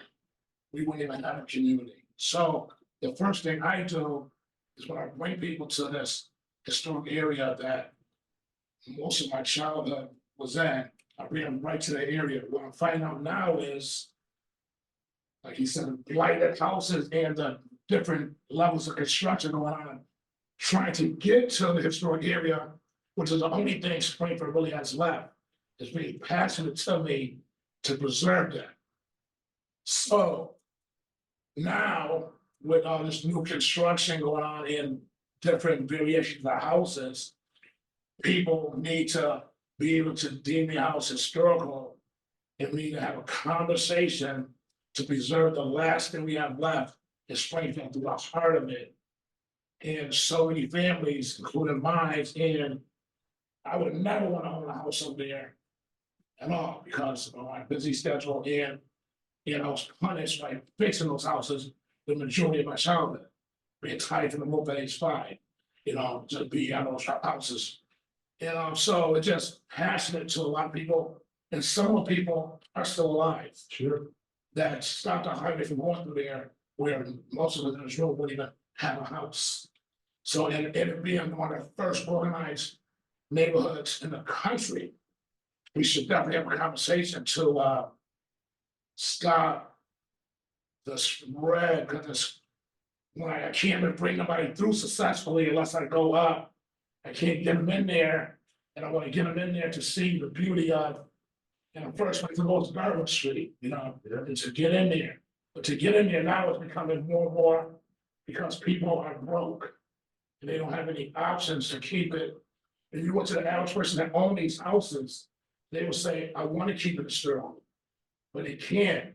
So we need to have a conversation to open it up where we can just at least save as many of those houses that we can.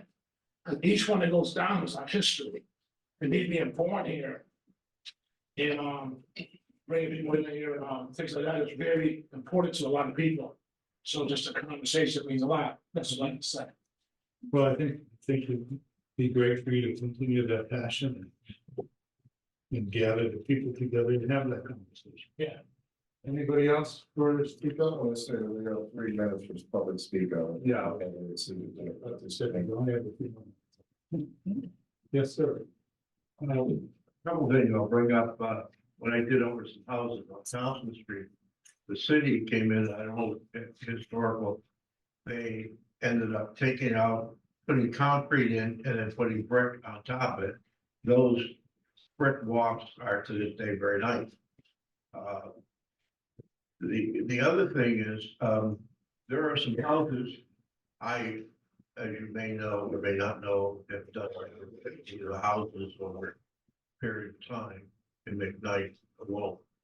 And there are some houses that are vacant now, and I understand there's something with the housing board or the person in the city that has not allowed these houses to be put on the market, and they've been sitting there for years.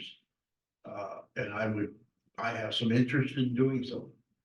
And how do we go about getting them out of the housing corridor, whoever, or the person, who was that? That's in, Dave, that's in the city that. Well, there's a whole bureaucracy now under Lisa D'Souza and Amber Gould and many of these others are staying vacant for years at a time, decades. Well, that's code legal. That's what? Code legal, code enforcement, the legal.